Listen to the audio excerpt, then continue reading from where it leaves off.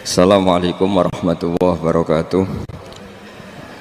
Bismillahirrahmanirrahim. Nahmaduka ya ghafuru ya syakuru. Mashalli wa sallim barik ala sayyidina maulana Muhammadin wa ala alihi wa sahbihi asma'in nama ba'du. Walam ya'khud lan ora ngalap sapa wong menyang tangi donya illa bi qadri zati kecuali kelan kadar sangune wong lil akhirati krana akhirat. Wa arafalan ngerti sapa wong al haqqa ing hak ayi shawab sing bener minal ahkami sing mlebu hukum fattaba amko anut sapa wong hu ing hak. Wa amilahu lan nglakoni sapa wong ing hak, ngerti barang hak kemudian ngikuti dan mengamalkan. Wa arafalan ngerti sapa wong al-batil ing barang batil. Ghaira sahihi tese barang ora bener fastana ba mongko ngedi sapa wong ing batil walam ya'malu lan ora ngamalna sapa wong ing batil. Ya iku cekeli ya, punya 6 hal sing dadekno swarga dibuka, neraka ditutup. Mun niku kudu yakin anul yakin. Kula lah nggih kepingine kula pokoke pas liwat itu pas tutup. Ya cukuman iki liwat pas apa? Misalnya bukaan ya sing terbang ae dadi gak ngliwati, ruwet nang ngliwati wis ruwet. Wal maqalatu safiatu te makalah kang kaping 7 iku kala dawuh sapa Aliun karma wajah iku ngene. Kala Aliun karma wajah wa finus khotin wa kala Umar radhiyallahu anhu. Iki kula yakin nggih didhawuhna Sayyidina Ali, nggih didhawuhna Sayyidina Umar karena ini konsensusnya sahabat. Saulang iki konsensusnya sahabat. Meskipun sanad kita kebetulan yang ngendikan tuh Umar atau Ali, tapi sebetulnya ini kebenaran konsensus. An-ni'amu te pira-pira nikmat ay azamu hati tegese te gede-gedene nikmat iku sitatu asya ana 6 pira-pira perkara. Siji al-islamu Islam. Nikmat terbesar kita itu Islam. Dan ini harus kita tanamkan sehingga kowe ning donya ora dipangkat, ora di donya ku biasa wae, asal duwe napa Islam. Wal Qur'anu lan di Qur'an. Wong kudu diapalan Qur'an. Wa duha wa yasin apa saja. Paling ndak punya pegangan-pegangan dan prinsip hidup. Aja geman wong ra diapalan Qur'an. Misalnya kaya kula sebagai wong alim misalnya, iku kampanye ilmu, guling-gilingan nak Quran iku ngendikan ilmu. Bahkan Allah mengkampanyakan dirinya, mengenalkan dirinya Ar-Rahmanu 'allamal Qur'an. Utai Allah iku zat sing mulang Quran. Terus kita iku mulang Quran tenanan. Wong Allah sing karuan zat terbaik, terkuat, ngutus kekasih orang terbaik yaitu Rasulullah sallallahu alaihi wasallam iku nyifatine iku 'allamal Quran. Wong sing mulang Quran, zat sing mulang Quran. Lan kula seneng mulang tafsir wis. Ben wong ngerti Quran meskipun kita tahu kita ya potensi salah. Tapi kan lumayan. Nah kowe potensi bener, salah terus iku ora oleh mulang lah iku bahaya iku.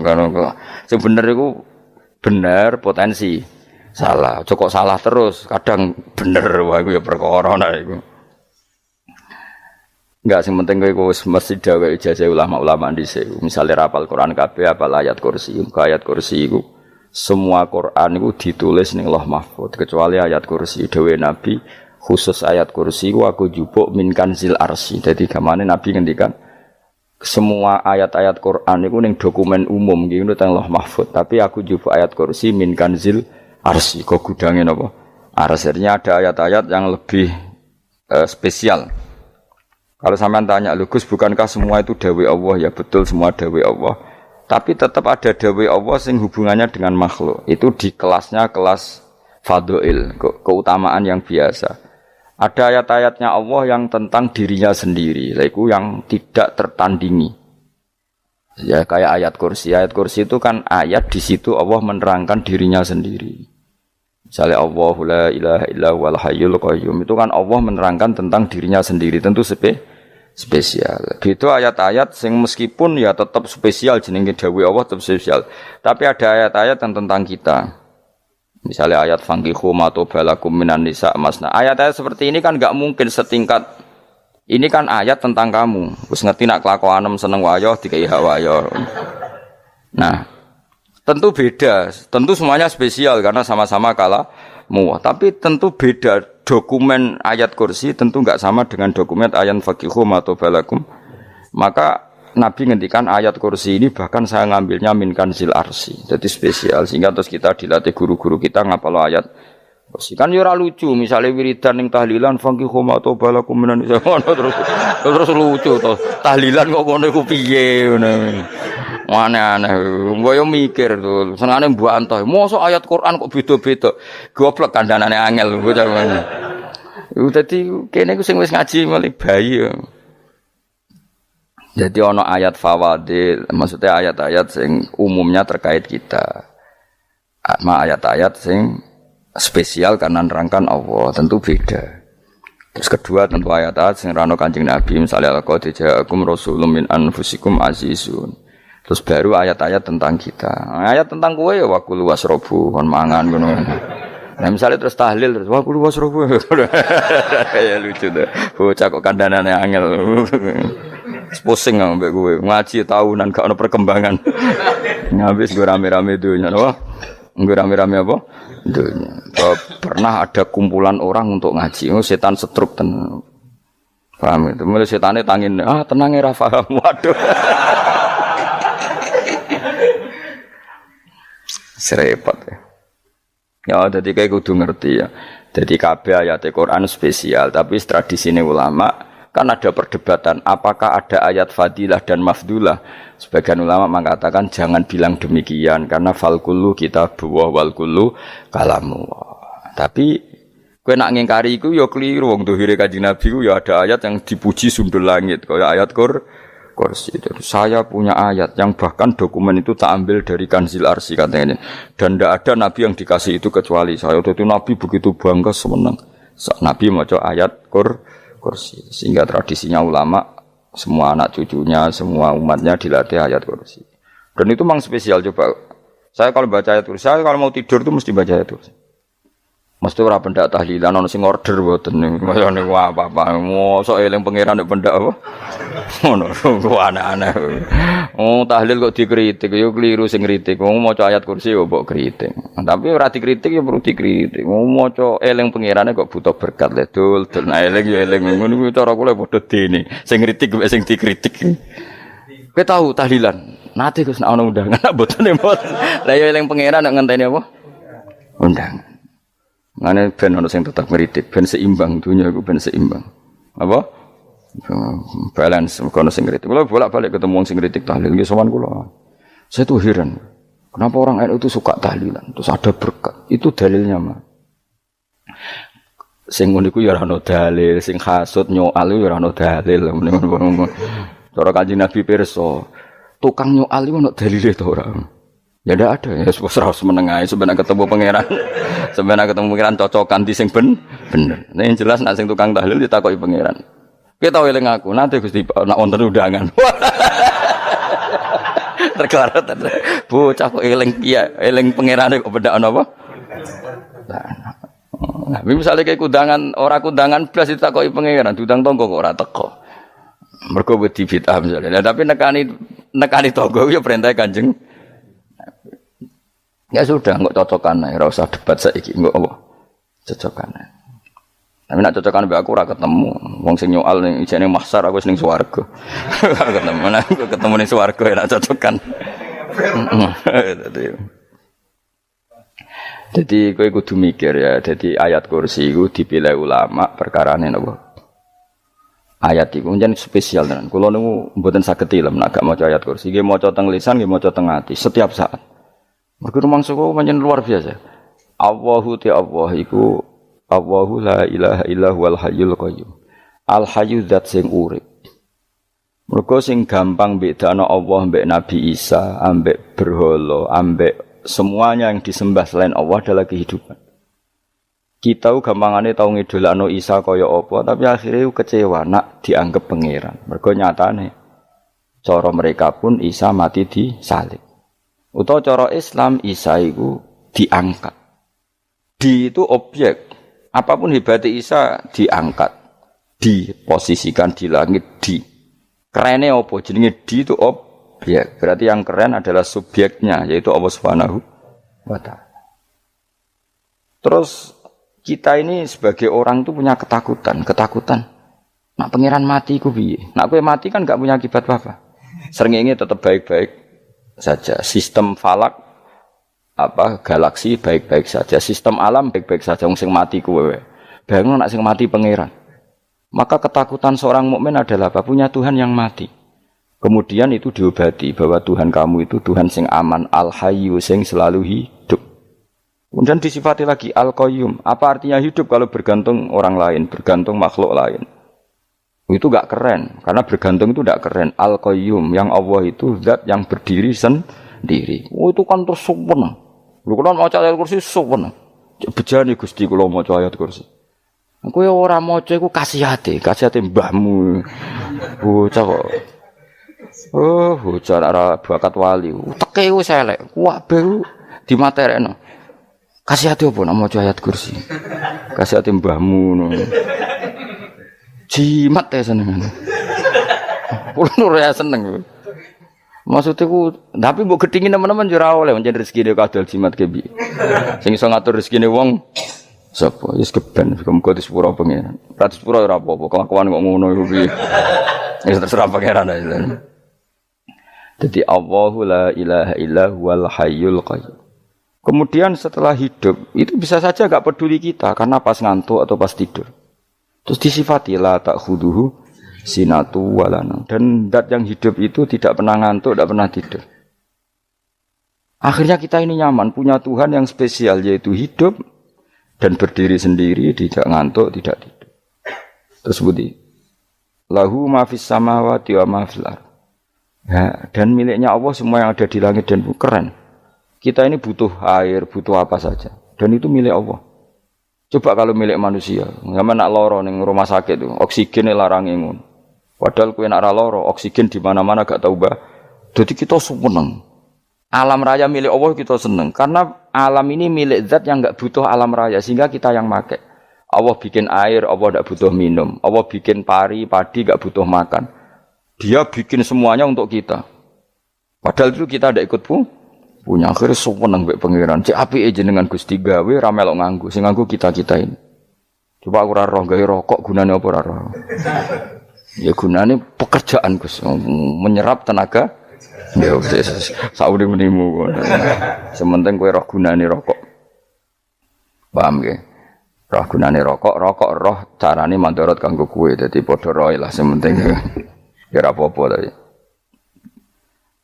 Kulo seneng mek guyone kiai-kiai ini. Pancen ora ono wong pinter guyon koyo kiai. Wis kulo winekani acara resepsi teng Kudus nang keluarga sarang keluarga Lek Lukman.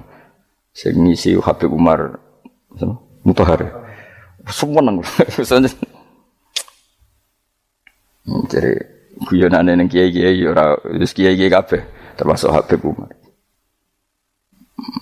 Ada orang kiai rokok. Ini cerita-cerita anekdot. Ada kiai rokok.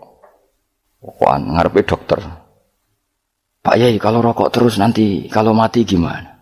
Gampang saya bawa korek. Sing kiai niku maksude iku nak mau rokok terus mari mati. Kiai ini yang ngerti maksudnya dokter ngono. Tenang dok, saya masih bawa korek. Maksudnya nak rokok mati gak ada Jumat. Jadi gak sambung apa? Nak guyonane Habib Umar, saya sering membaca bahayanya rokok. Saya baca itu. Setelah baca, saya berhenti membaca. Wangan pikirannya setelah membaca bahaya rokok berhenti rokok. Saya sering baca buku atau apa tentang bahayanya rokok. Setelah saya tahu berhenti membaca. Suwon spesial. Kulo seneng kulo niku bisa nikmati ya seneng putune Rasulullah, ya seneng guyon. Jadi seneng itu gak kudu mewah, apa? Lah kowe seneng ngenteni di Alphard malah kesel to.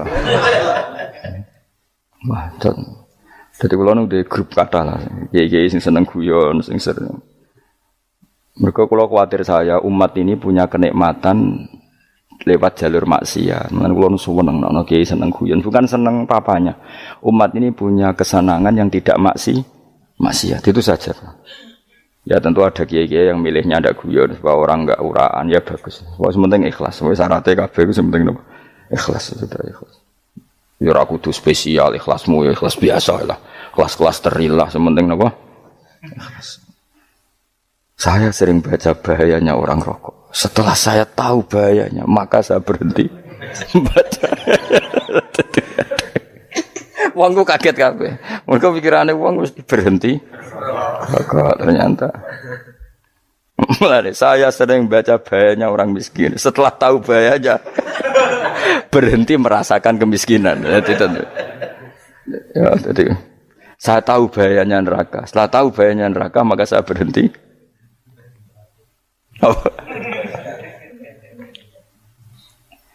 Ya, jadi terus disebutno lahu ma fis samawati wa ma fil ardi. Terus kita nyaman. Kayak apa kalau alam raya ini milik Cina, milik Singkek, milik non muslim atau milik wong Islam sekalipun. Mesti apa-apa tuku. Repot. Tapi berhubung alam raya ini milik Allah, kita nyaman. Mergo wa izzat sing super lomo, super dermawan, super semuanya. Akhirnya nyaman. Kamane iso turu. Dan kalau orang gerung maca ayat kursi ora iso turu, kae turu. Kan ya maca lesane nggih ati kula maca. Lahu ma fis samawati wa ma. Terus man dzalladzi yashfa'u indahu illa bi'izni. Ketika Allah itu segalanya tentu yang punya otoritas syafaat, punya otoritas apa saja nunggu izinnya Allah Subhanahu wa taala. Ayat yang spesial ini. Kemudian kiai-kiai punya cara supaya umat itu hafal, dibikinlah metode tahlil maca bareng-bareng. Tapi kemudian ya sudah itu nasibnya terus kurang baik. Nasibnya kurang baik. Hanya ada yang bid'ahkan, ada yang setengah-setengah ngafirno. Sing maca ya padha dene, ra paham mbek ngantuk, bantuk berkat mulai sudah akhirnya terus. Dan sampean bela bela sing bener wis takok provokator. Sing jelas latih maca iku terus. Dadi Allah pirsa nak macamu ora golek berkat. Tapi nak mau tahu tahlil hati. Eling apa tahu hati? Benda apa? Eling pangeran kok ngenteni apa? Allah, iku tunggale. Tahu muni alhamdulillah nate apa nak permangan lho. Muni alhamdulillah kok ngenteni permangan bocah kok ora karu-karuan. Wong ora bakat wali kok teke wis elek. Jape wis keliru terus. Masih wong khusuk lah, ora bakat wali, khusuk tok tapi wis ruwet, uripe ruwet. Terus lahu ma fis samawati wa ma fil ardi man dalladhi yashfa'u indahu illa ya'lamu ma baina aydihim wa ma khalfahum. Dan Allah tahu apa yang di depan kita, di belakang kita. Terus kita lagi-lagi nyaman. Kayak apa misalnya kita yang lemah ini tidak dalam pengawasan Tuhan. Jika mana kalau misalnya dia anak cilik, anak itu tidak nyaman kalau ketika main gak didelok wong tuane karena dia tahu ada hal-hal yang dia tidak bisa menggapai dan butuh setiap saat pada orang tuanya untuk membantu menggapai itu. Jadi anak masih senang dolanan, sukanya diperhatikan tetap. Nah kita ini senang sekali. Untuk main yang dunia ini pengiran diperhatikan Allah Ta'ala. Karena Allah selalu tahu kita. Jadi terus nyaman. Jadi semua ayat itu menjadikan kita nyaman. Nanti kan Nabi orang sehari sedurunge maca ayat kursi, orang sehari sedurunge maca surat Musabbihat. Dan saya dalam banyak hal niru itu. Nabi urung sehari nek ora maca surat Hasyr. Nah aku ijazah iku kowe ora mungkin surat Hasyr ning juz pira wae kira roh. Kok dijazahno. Sing iku lho sing diakhiri suwi law anzalna hadzal qur'ana ala jabalil la ra'aitahu khashi'am. Itu tapi kok malah kok ngarep subhanallahi ma fis samawati wa ma fil ardi wa huwal azizul hakim. Terus waladzi akhrajal ladzina kafaru min ahli kitab. Ya bener subhanallahi ma fis samawati wa ma fil ardi terus. Tak terus itu waladzi akhrajal ladzina kafaru min waladzi akhrajal ladzina kafaru min ahli kitab min diyarihim li awalil hasyr. Ma dzanantum ayakhruju wa dhannu annahum mani'atum husunuhum min Allah fa'atahum saat terus serang rapal. Jadi akhirnya ya itu tadi. Terakhir apa? Ya'lamu ma baina aydihim wa ma khalfahum wala yuhituna bi syai'in min 'ilmihi illa bima. Dan seseorang itu tidak punya ilmu kecuali dengan kadar yang dikehendaki Allah. Bahwa kita ini selalu objek. Punya ilmu ya dikasih, punya rezeki ya dikasih, punya apa saja di. Sehingga status kita makhluk, statusnya Allah Khalik, statusnya Allah itu memberi, statusnya kita hanya penerima. Itu bahkan termasuk bab ilmu. Bab ilmu itu tahunya kita ya hanya diberi. Illa bima sa'atus wasi'a kursiyuhus samawati wal ardo. Dan kursinya Allah itu meliputi langit bumi. Sehingga kita tahu, wah keren. Terus wala ya'udu hifdzuma. Dan ketika alam raya sebesar ini, Allah tidak pernah capek mengurusnya. Ya, sampean tak pasrahi gawe kok ngrumat srengenge. Sampeyan ngrumat listrik omahmu lho, kadang kabel pedhot, dope pedhot. Iku apa ngrumat srengenge mulai digawe nganti saiki. Gak tahu mati. Gak tahu bayar. PLN lho, kon gawe 0, sekian gak tahu rusak setahun kon jamin ora ngara iso. Allah gawe srengenge mulai Nabi Adam nganti saiki ora tahu bengkelno. Oke gak tahu mikir ngono, jen ra wali yo. Lah srengenge misale error terus pangeran ngumumno, leren sik 3 wulan lagi ditoto. Ya repot dul-dul. Ngono kok ora tau mikir bocah kok. Mulane utek sing anut wali-wali teke waras. Men dhuwit, ora di dhuwit sumpek, di dhuwit seneng wis ngono tok pikirane. Ora tau kagum mbek srengenge, ora tau bengkel, ora tau. Mergo emang ora bakat wali, itu teke wis innalillahi wa inna ilaihi raji'un. Ngono ya kok urip ngono.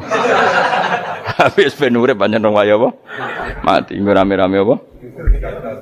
Donya nek ora ono ku ya sepi tenan. Gak ana wong gawa nasa ilfat ngalor gitu. Ngaji sepeda dibayar paham yang mulai apa yang mulai nggak takut ibu juri para mau kaji mau Gus Pak nerang nopo delok rekamane iki atek dong tapi aku luwih seneng ngono timbang kowe nyimpul malah tambah keliru kabeh.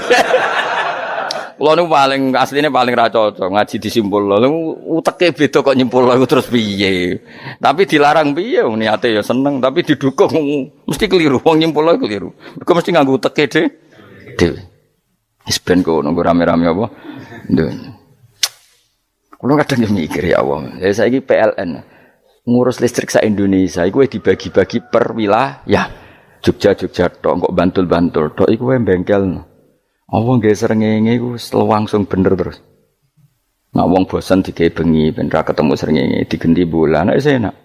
Kok bosan matahari, bosan rembulan ana mendung wis turu. Damuk bojo lah laudan selali. Sekarang itu segampang iku ngatur dunia itu segampang itu. Paham ya? Dadi enak lah pokoke urip wis enak. Pokoke kabeh anut pangeran wis enak. Wala yautu khifruhuma wa huwal alil adin tos turu. Semun Gusti kula tak tilem seteng dunya baik-baik saja. Sowan nang mbek pangeran. Lah maca ngene kok ngenteni kundangan. Kok kon dadi wali kuwi. Lah sing ora hafal ayat kursi terus ngritik. Ora hafal. Bid'ah ngono. Wis hafal lose wis darah di pitalas penting kowe hafal ayat kursi sik. Hafal? Ndak. Ya kayak apal sih terus lagi bid'ah ora apa-apa. Dadi mergo ngono.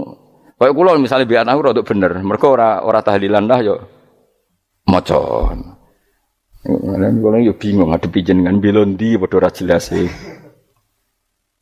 Yo ayat kursi ku waca. Nah, tentu ayat yang seperti ini kan enggak mungkin kualitasnya setingkat nyuwun sewu ayat wa kulu wasrobu. Makanya banyak ulama sampean delok teng kene itqon teng kitab-kitab tetap ada ayat sing spesial, ada ayat sing spesial tapi tentu enggak sekelasnya. Jangan kamu katakan atas bawah nanti suul adab bekala muwah, tapi tentu spesialnya ayat kursi itu tentu super karena menerangkan Allah sendiri. Sementara beberapa ayat menerangkan hak kita sebagai manusia, misalnya wakulu wasrobu, tentu kualitas fadhilnya beda, tapi jangan katakan klasmen jangan karena kurang sopan dengan kalam wah, tapi tetap beda. Makanya Nabi ngendikan ayat 3 apa loco, nabi turu waca di mana-mana waca.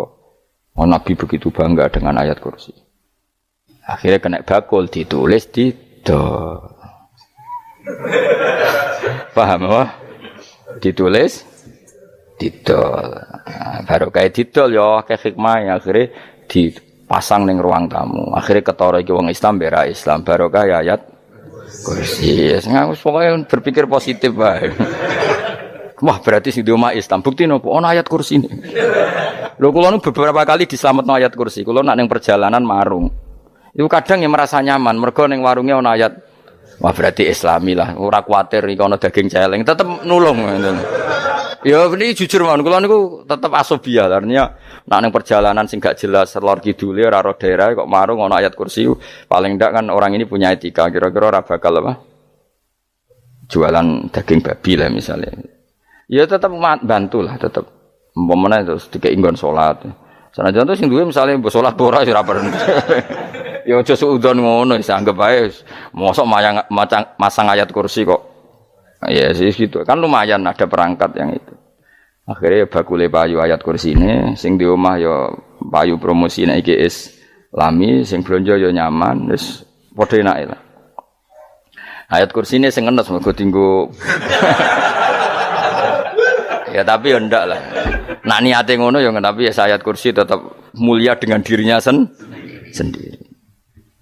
Kulo seneng tenan mbek jeneng ayat kursi ya Allah. Ya tadi kekhawatiran kita punya Tuhan yang tidak sempurna itu terjawab bahwa Tuhan kita super sempurna. Jadi kalau bayangkan grepe turu jen seneng. Senenge wae Gusti nak kula turu iku langit bumi gak masalah. Bayangno nak pangeran sing turu. Sistem Tuhan hancur. Makanya syaratnya jadi Tuhan la ta'khudhuhu sinatu walan. Padahal kita menyaksikan Nabi Isa turu. Beberapa yang dituhankan selain Allah turu ngantuk. Bayangno misalnya kowe pas donga sing mbok dongani turu. Kan kacau. Makanya Allah mensifati dirinya dan itu memang fakta la ta'khudhuhu sinatu walanam. Allah ora tau ngantuk. Ya betul nanti. Akhirnya sewenang kita sewenang banget mbek pangeran. Mergo dengan sifat-sifat seperti itu. Akhirnya raditu billahi napa rabba wa bil islami dina. Al-Islamu siji Islam Al-Qur'anul lan Qur'an Muhammadun Rasulullah. Wa yang bagilan saya celana ketika kita anak kula enten ngucap kita fi kulli yaumin raditu billahi napa rabba wa bil islami dina. Raditu ridho ingsun billahi lan rabban sebagai pangeran. Aku ridho banget, seneng banget Allah sing dadi pangeran. Muga mau pangeran liyane Allah yo kacau tenan. Nanti pangeran terus turu. Terus ngantuk, nak ramangan lemes kan pusing. Apapun hebatnya Nabi Isa misalnya mbok pangeran ya pusing. Kadang pas sare, dungani tenan jebule pas apa? Sare ribet. Tapi kita di pangeran sing la ta'khudhuhu sinatu wala bil islami dinan. Wa Muhammadin sallallahu alaihi wasallam rasulan wa nabiyan wa bil Qur'ani hukman wa imam. Dan kita ridho Quran sebagai panduan hukum lan dadi imam. Imammu panu. Terus nikmatmu piro? Islam, Quran, Muhammadur Rasulullah wal afiatu lan sehat. Iktifaul makarih tegese ora. Kowe ngene iki ra di dhuwit lah kan gagah. Ora ning penjara, jajal kene penjara lara kabeh. Baru kae ra di penjara Mas yo dirokok saler ngalor ngidul ambek go nasoihul ibad bariku kenalan ke grup wis rame dunya wis. Gak penting ngaji paham ora penting, sementing tambah kenalan. Amit-amit tenan wis ben kok nek rame-rame apa dunya. Wasitro lan ketutup sangka celoke satrul uyub. Dalah celamu ra konangan wong akeh. Yes, padahal ya kurang ajar kara-karuan. Dalah ya rapati konang. Kenapa rapati konangan? Karena liyane ya sejenis. Jadi saling menutupi. Alhamdulillah saling wal ghina lan semuge aninnas termasuk nikmat iku orang enggak tergantung orang lah fi umurid dunya ing dalam urusan dunya. Tapi nek urusan akhirat kowe ra iso ora bergantung guru. Jadi semuge sangka manusa terbebas iku maknane urusan dunia, urusan akhirat kita butuh sanad kita ila Rasulillah sallallahu alaihi wasallam. Kowe ora oleh beragama berpikir sendiri, ora oleh agama itu riwayat kowe ora oleh mendekatkan Allah dengan cara kamu sendiri, ora oleh kudu nganggo sanad. Sesuai kaya wong-wong filsafat sing oknum iku. Saya ndak perlu salat. Allah kan ndak butuh ibadah kita, ngapain kita salat? Mbahmu ngono sing wong ngerti nek Allah ora butuh kita saja kok bogo kebanggaan mulai dhisik kiai yo ngerti nek Allah ora butuh kita yang butuh Allah. Lah mengekspresikan butuh kita kepada Allah kita nek Allah ora tau butuh, bocah kok goblok ora karuan. Ya itu karena dia berpikir cara beragama dengan pikirannya kita ndak. Kita tahu Allah ndak butuh kita tahu. Kenapa kita salat? Karena kita butuh Allah. Nah butuh Allah itu implementasi kita di ajarannya Rasulullah kita sholat. Kok malah Allah ora butuh sholat. Jadi kira sholat Allah ora apa-apa. Kowe ra ono wae Allah ora apa-apa. Kowe aneh-aneh wae. Zaman kowe ra ono Allah ya ora apa-apa, baik-baik saja. Jadi jokono kowe iku masalah, tapi ora bagi Allah, bagi kamu sendiri. Nek Allah ora masalah wis jadi ana neraka. Ya jadi orang itu boleh tidak butuh orang lain tapi fi umurid dunya. Nah urusan akhirat kalau butuh sanad ya wa inna hadzal ilma dinun fangzuru amman ta'khuduna dinakum. Agama ini ilmu, kamu harus punya sanad. Ya mau misalnya kula alhamdulillah di sanad kata lah. Keluarga saya terutama yang Mbah Mun terus ya sedaya lain dari keluarga saya, keluarga guru kita, gurunya guru kita sampai carane bernafas kita wae eling Allah mau fi kulli nafasin apa ada dawni amillahi wa ifdal fi kulli nafsin wa nafatin wiswaya kita semua nafas kita. Imam Syafi'i kula anak kula cek cilik lah tak kon ngapal lebet iki. Karena apa? Jangan kira Imam Syafi'i terus koyo kowe mau belajar fikih mboten. Imam Syafi'i nek ape turu niku kula apal beberapa syairnya Imam Syafi'i. Makanya saya tambah seneng ambek jeneng Imam Syafi'i. Jadi beliau nek ape sare iku napa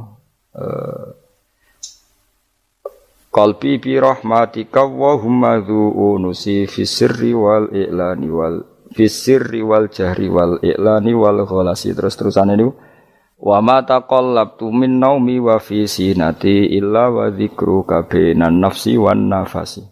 Dadi wa ma taqallabtu lan ora molak-malik ingsun. Cara wong Jawa iku apa? Wong turu ra iso-iso apa jenenge? Glebakan. Ini Imam Syafi'i mosok barani glebakan iku kowe. Serepet. Santri ya. Apa manane? Sing rada Islami ngono dul. Apa? Resah Imam Syafi'i atau mikir utang iku aneh-aneh. Dadi wa mata qalabtu lan ora tau molak-malik ingsun. Maksude cara mau lho, cara bahasa kasare glebakan. Fi naumi ing dalem turu ingsun wa fi sinati lan ing dalem ngantuk ingsun. Illa wa dzikruka kecuali eling teng jenenganmu benan nafsi antarane jiwaku wan nafasi lan nafasku. Dadi wa mata qalabtu fi naumi wa fi sinati illa wa dzikruka benan nafsi wan nafasi. Jadi ulama di sini itu beliau tidak bikin syair, tidak bikin nadzuman, spontan tuh muji Allah. Nah, saya kira orang, sing madzhab Syafi'i kayak kue, wape turu ra iso glebakan, mari rong mangan.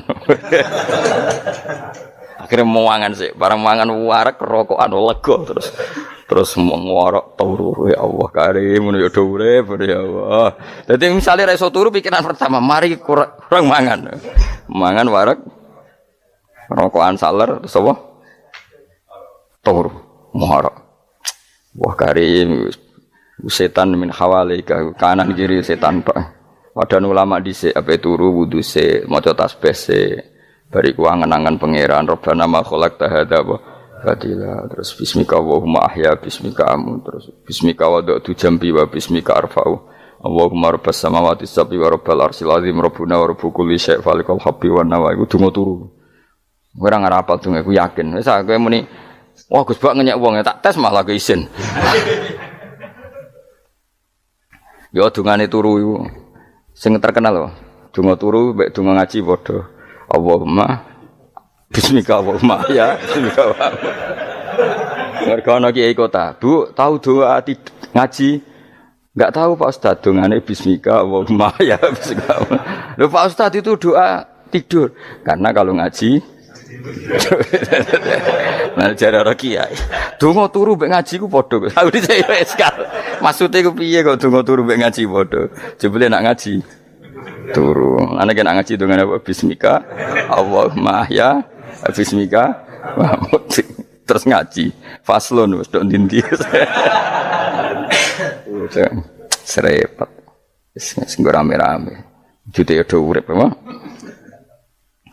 wal afiatul lan afiate tifaul makare tegese ketolak sangka barang sing ora seneng supaya kula suwun nggih supaya jenengan sing seneng pangeran iki sai-sai samu supaya piye-piye sifat dasar wong mukmin bi walladzina amanu asyaddu hubbalillah misale ora iso asyaddu ya sementing hubban.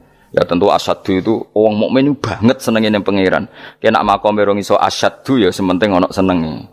Ya ana apa? Ana senenge wis dengan kadar yang kelasem lah sampai iso. Lah nek makome para wali ya asyaddu banget seneng. Mau ape turu nek orang maca ayat kursi gak lega paham. Cukup maca ayat kursi bedak tahli. Mulane aku seneng ono sing ngritik aku seneng. Ben rame itu ben seru. Sing kritik ya muga-muga apal tahlil. Jadi ngritik itu fair, ora paper apal terus ngritik. Mun tahlil sing ngomong sholli Abdullah sholati ala sate meneng kabeh wis. Iku men ada sing ngritik sing melok ora apal. Pokoke ujug-ujug muni oh filun. Susah. Piye to kok Mas Sholli? Abdullah sholati ala sate makhluqatika. Nurul Huda saya Mas. Nurul Huda terus oh, iku sing guri semua ora kopi. Ada sing ramene tok. Mak kiai apal wis profesi ini apal tenan. Karena ning desa iku modele permanen, bagian tahlil yo tahlil terus, bagian donga yo. Jadi sehingga kiai donga kok digeser dadi mimpin tahlil yo gagap. Lho akeh lho kiai ngalim kon mikir tahlil yo mikir mergo wah dateng daerah kula kiai ngalim bar kon mikir tahlil terus maca la ilaha illallah wah niki sempun niki pun tak takoki kene apa kapal dene ra apal urutane iku ra apal lho kan butuh apa ya, butuh keahlian gitu. Repot. Kok gini sing tahlil loro. Apok ngene. Nah kula tetep apal tapi singkat ae. Iku ngono sing luwih ahli to. Sing guri wis sing guri kacau meneng. Tahlil dening kiai iki sing guri sampe wah suwi iku. Mergo terkenal mbah iku nak tahlil. Suwi. Aduh. Masyarakat repot bareng diumumno BMC tahlil dipimpin kiai niki. Sing guri jawab, wah suwi. Aduh. Lah nek donga dening Gus Pak dos wah cepet mesti nek Gus Pak. Aku mergo ngono donga suwi ra mesti mandi ya sadok cepet ae timbang donga nguri. Sing nguri mesti gremeng ana wong gak terkenal dongane suwi dijeng wis nguri. Waduh apa? Sawe. Mergo pikirane wong-wong wis nang berkat dibagi mulai. Mulane sing kritik ku keben ben balance ben seimbang. Cuma kalau suwun sing kritik ya kudu ngergani lah piye-piye iku umat dilatih kenal pangerane liwat kalimat karena itu cara. Coba nak wis kenal ya aja waca bendak tahlil, ape turu ya diwaca ning omah ya diwaca. Tapi aja waca ngarep bojomu kok dikongko jampi-jampi ben ora nyoal blonjo. Waca dhewean ning kamar dinikmati. Mbok waca ngarepe bojomu pas auzubillahi minasyaitonir rajim. Bojomu liwat, memang aku setan. Malah perkara dawa. Enak memang dia barani minasyaitonir rajim. Ya nak maca kok banter-banter ngomong ngarepe bojomu pas liwat pas apa auzubillah. Minasyaitonir rajim. Bojomu ngamuk malah repot.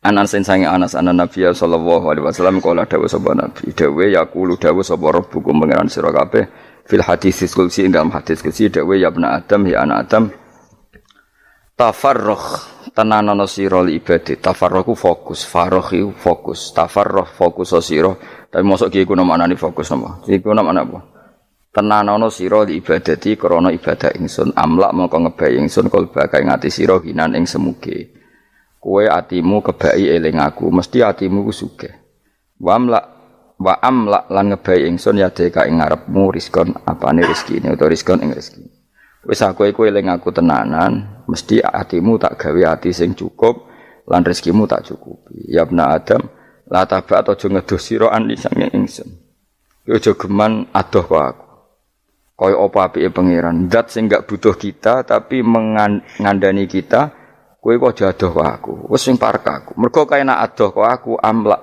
mongko nut apa jenenge ngebayi ingsun kalba kafakron kowe nak adoh kok aku mesti ke fikir ngene aja sampe kowe yo fikir ati fikir donya mergo adoh kok pengen wong adoh kok pengen di amlak kalba kafakron wa amlak ulan ngebayi ingsun yade ka ing tangan loro sira syukulan ing sibuk akhire wis adoh pangeran sibuk tapi ora dadekno barokah uripe iku lara-larane wong kaya ya sibuk kangelan jebule ora dadi barokah uripe mergo adoh saking pangeran ruang riwayat hadis sapa Tabrani Imam Tabrani wal Hakim. Saya tidak bosan-bosan cerita ini karena ini khazanah kita. Di kitab Nailul Ma'mul itu di kitab Usul Fiqih. Saya berkali-kali cerita ini karena ini untuk menunjukkan bahwa Quran itu liqaumi ya'qilun liqaumi yatafakkarun. Ada seorang kiai, seorang ustadz, kiai dulu itu ya memang orang soleh, alim terus jadi kiai. Kalau kiai sekarang tuh macam-macam, nganggur terus ingin jadi kiai, terus daftar gitu.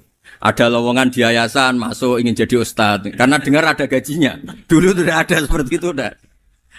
Makanya dulu tuh kalau ustadz kiai pasti soleh karena dia alim terus ingin orang lain tuh mendapat ilmunya. Kalau sekarang enggak ada yayasan sehat, guru gajinya sekian. Yang enggak ingin jadi ustadz tuh daftar. Karena ada gaji, apalagi ada kabar, ada gaji, ada mes, ada wah yang daftar banyak.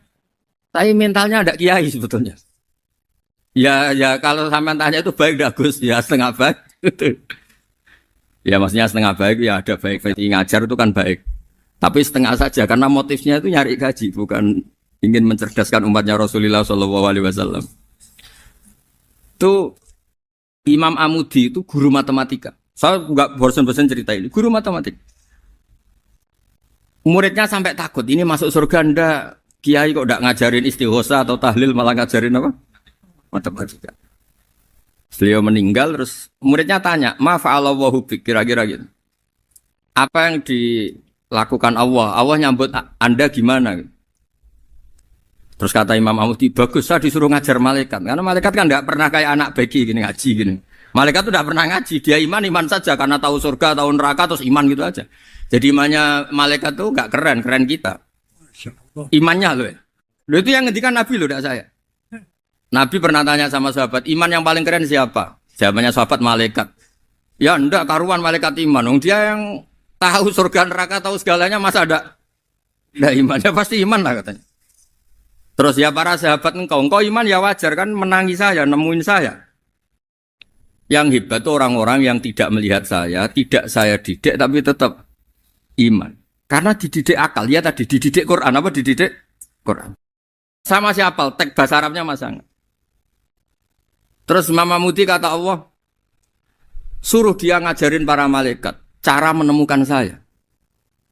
Malaikat dikumpulin terus Imam Mudi disuruh ngajar. Sama singkat kata-katanya Allah di mimpi itu. Istadilla ala wahdaniyati.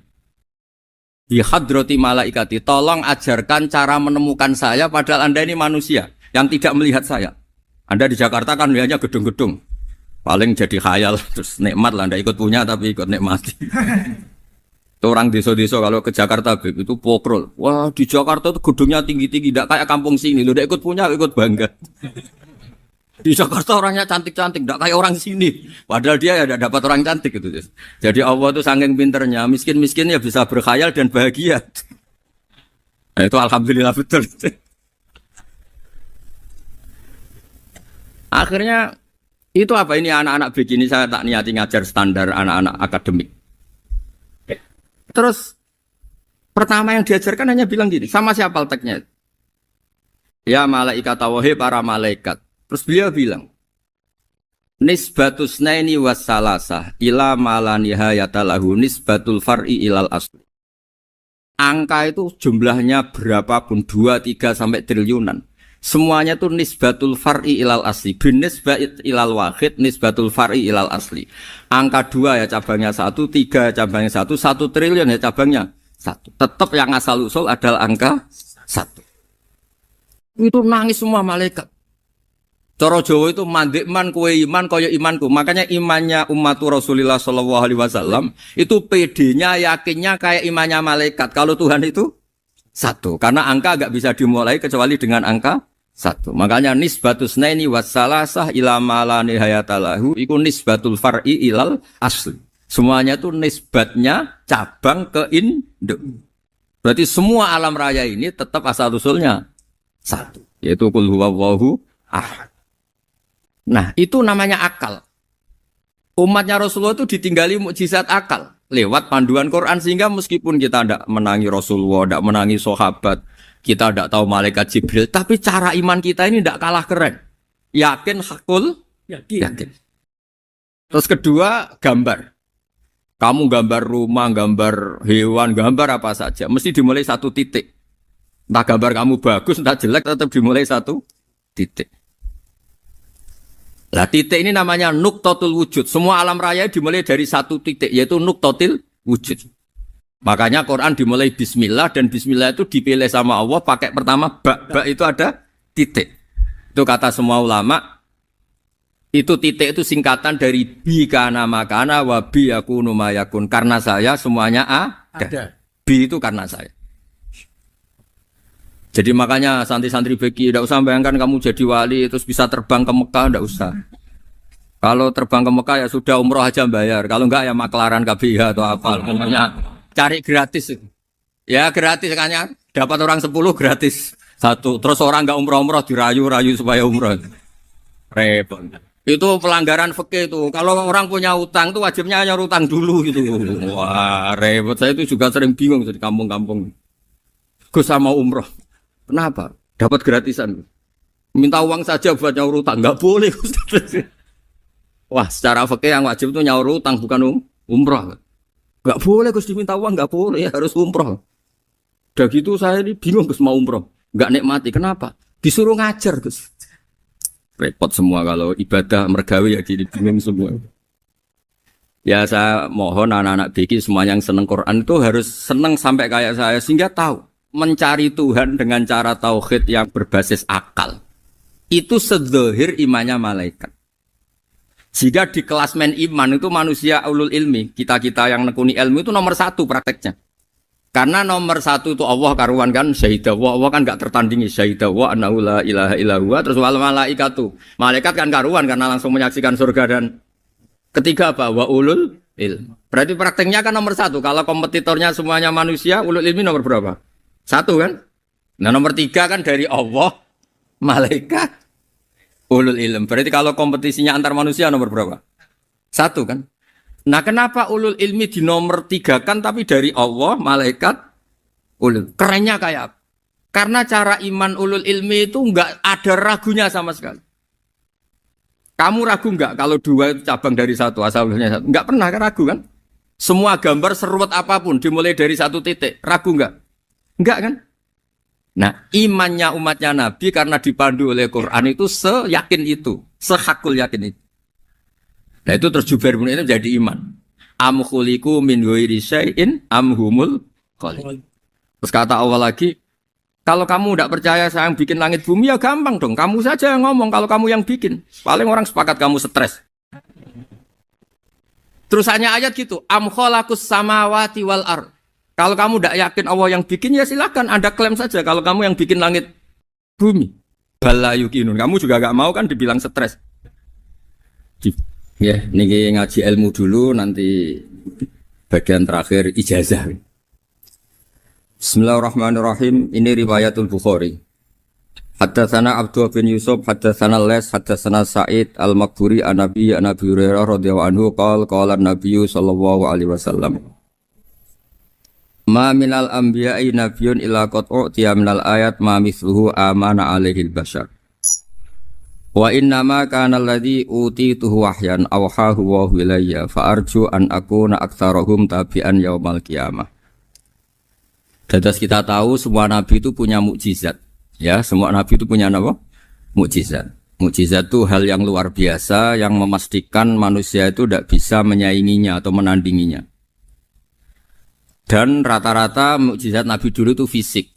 Misalnya ontanya Nabi Soleh itu kan onta tapi keluar dari batu, itu kan aneh. Aneh sekali. Atau tongkat Nabi Musa bisa simsalabim mengeringkan laut apa? Merah. Semua Nabi itu punya mukjizat dan semuanya berbentuk fisik. Kecuali mukjizatul Rasulullah Shallallahu Alaihi Wasallam itu berupa Al-Quran. Al-Quran itu konsep ilmiah. Terus kata Rasulullah Shallallahu Alaihi Wasallam, tapi saya karena Quran itu justru berharap pengikutku besar dan sampai hari kiamat. Sekarang kita logika ya. Andaikan kamu punya tongkatnya Nabi Musa, kalau kamu suka uang, kepikirannya dijual apa dipakai? Kalau kamu suka uang, pakai.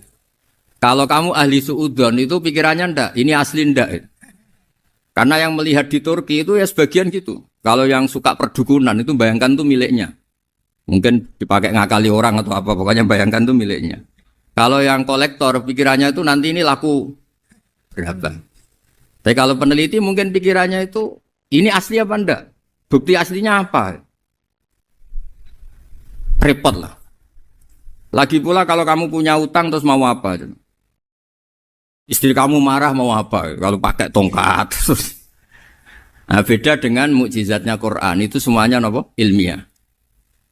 Orang yang sedang harmonis dengan istri bisa pakai ayat di antara ayat-ayat Allah itu apa? Wa ja'ala bainakum mawaddatan warahmah.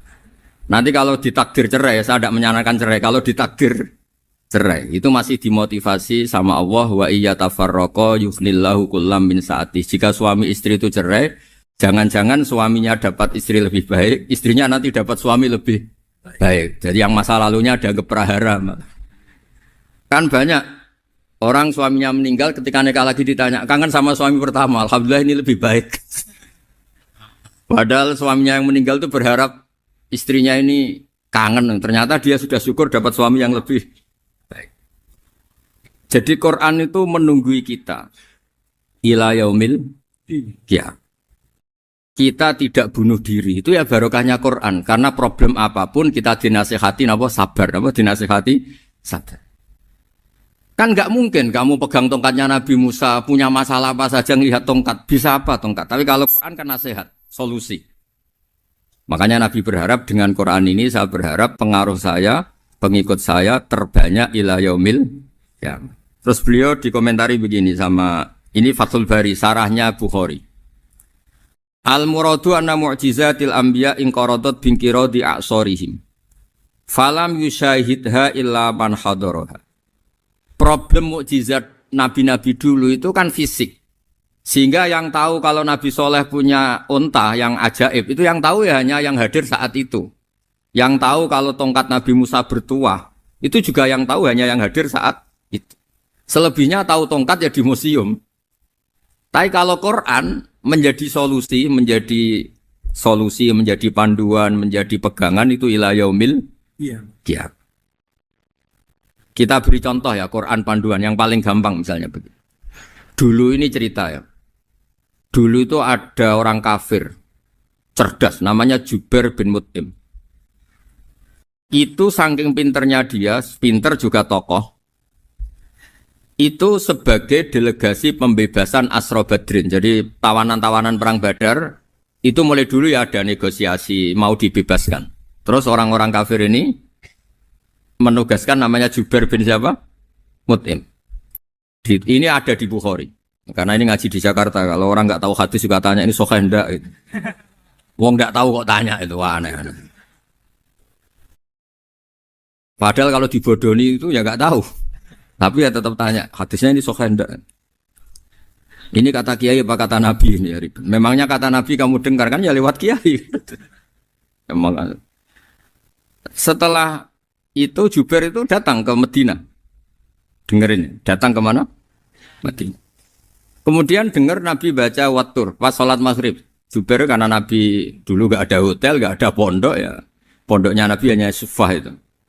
Nabi baca maghrib, bukan diskusi, bukan debat, baca Wattur wa kitabi mastur firrokim mansur wal baitil ma'mur wasaqufil marfu wal bakhril masjur terus. Kemudian sampai pada titik ayat am khuliqu min ghairi syai'in. Masa manusia atau alam raya yang maujudat, yang nyata, yang wujud nyata. Kemudian asal usulnya itu ketiadaan. Ini kan hadhil alam maujud, alam ini kan nyata. Masa sesuatu yang nyata, penciptanya itu tidak nyata. Jadi nggak mungkin ada faham nihilisme. Kalau faham nihilisme berarti melahirkan teori begini. Al-adamu yakhluqu maujudan, sesuatu yang tidak ada, menciptakan yang itu kan akal nggak bisa nerima. Kalau sesuatu ini ada, penciptanya pasti ada.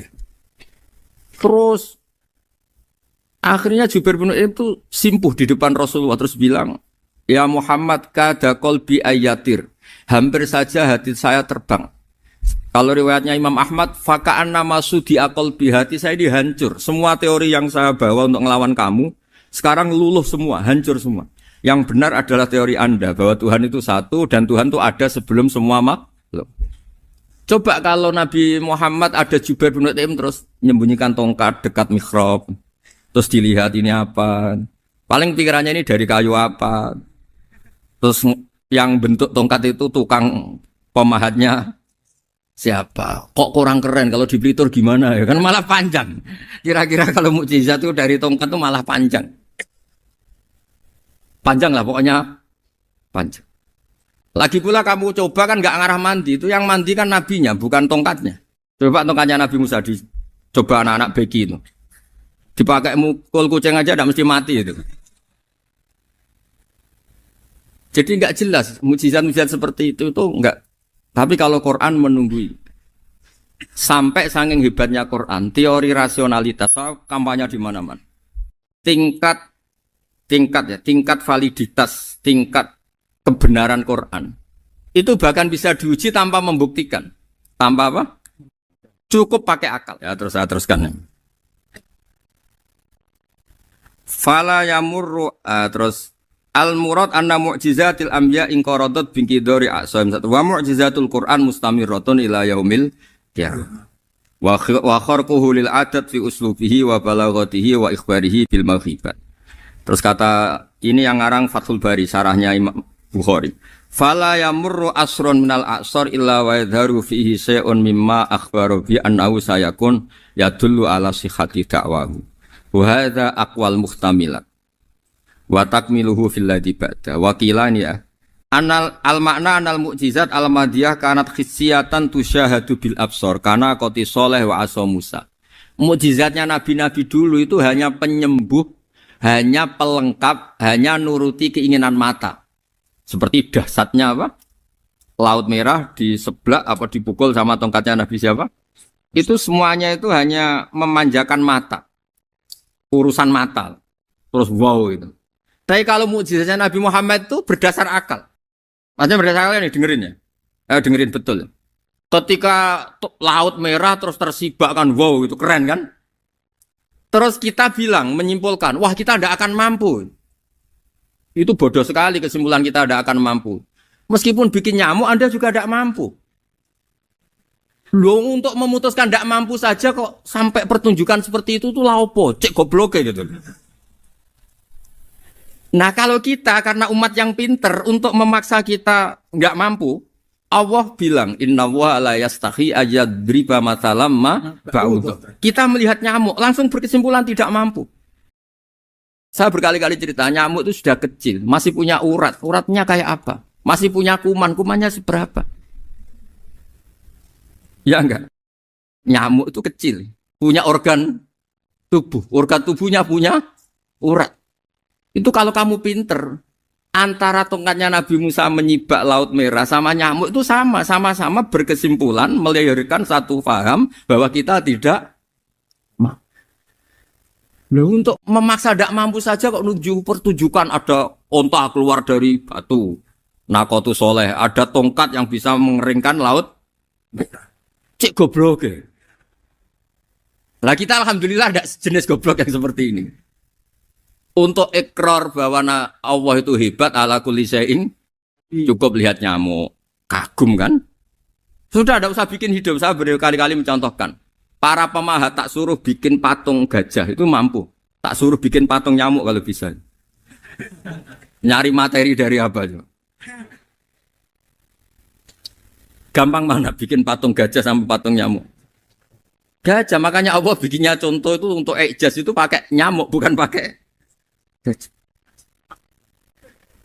Itu kalau ustadz-ustadz yang agak jorok malah contohnya nyamuk Gus. Itu kecil. Itu kayak apa? Di dalamnya dia hamil kan? Oh itu anaknya kecil lagi, telurnya kecil lagi itu gimana itu cara bikin ini? Makanya di sini ada kitab Itqan itu komentarnya itu lucu. Ini kitab Al-Itqan karangannya Imam Suyuti. Ini persis komentar saya tadi yang kata Imam Suyuti pengarang kitab Itqan. Wa ya imma khissiyah wa imma aqliyah. Jadi mukjizat itu ada yang fisik bisa dilihat indra. Panca indera bisa dilihat akal. Wa aktsaru mu'jizati Bani Israil kanat khissiyah li baladatihim. Bilada itu goblok. Wakil lati basoirihim. Dasar wong goblok.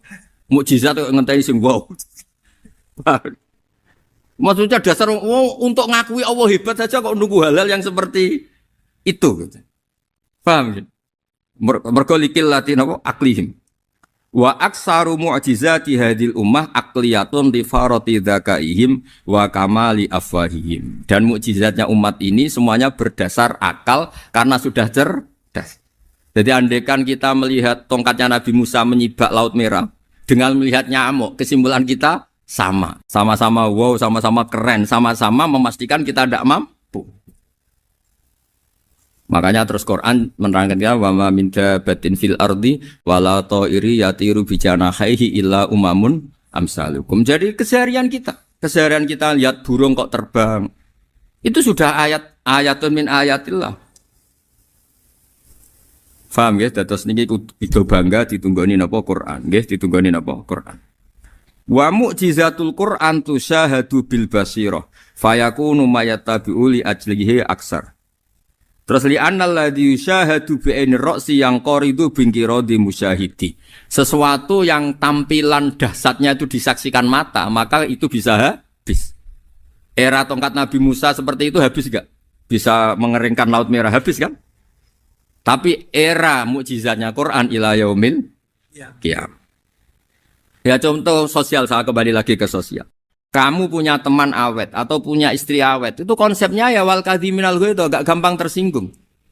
Coba kalau kamu setiap tersinggung putus, setiap tersinggung habis, kamu tidak punya teman, tidak punya istri.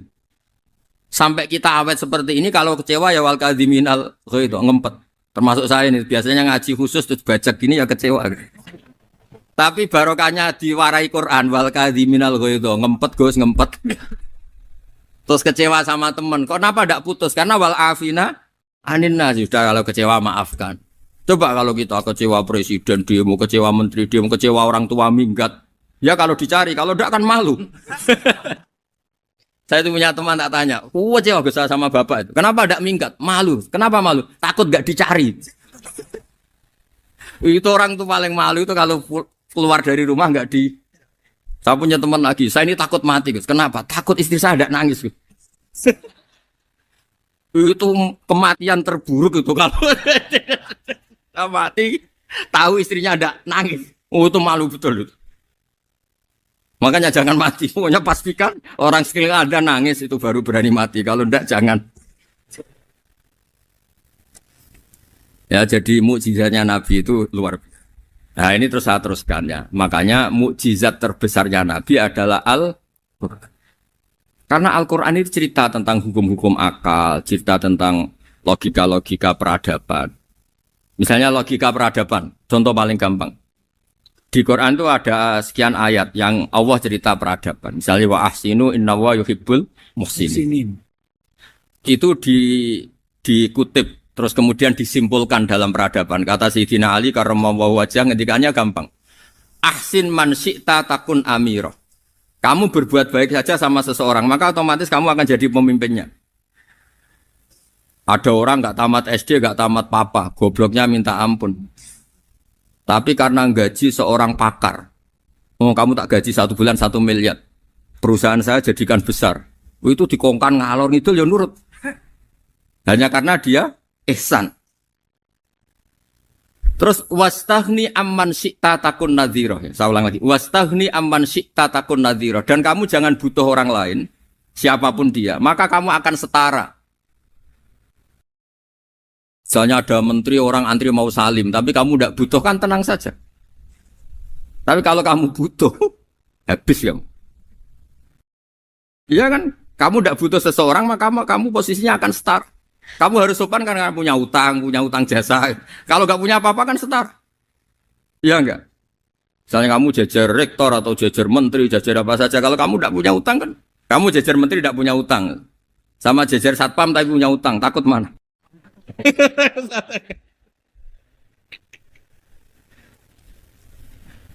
Kalau butuh itu mesti kalah kan?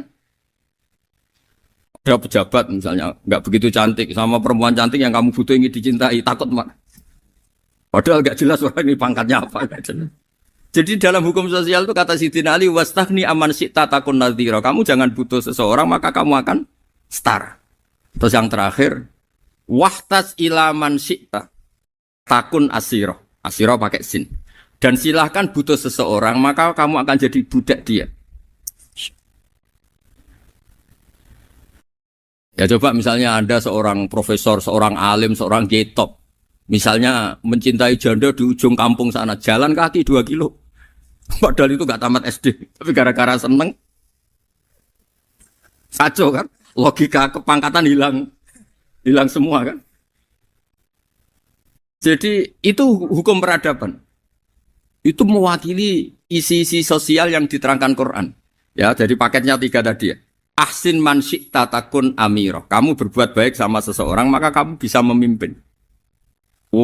Wastaghni amman syi'ta takun nadhira. Kamu jangan butuh seseorang maka kamu akan setara.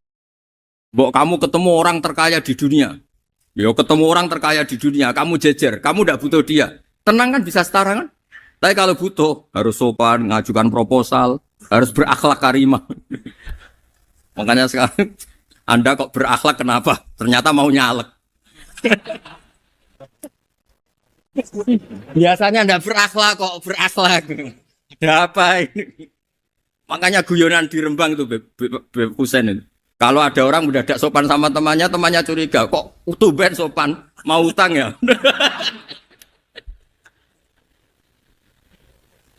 Dan zaman akhir itu kaji.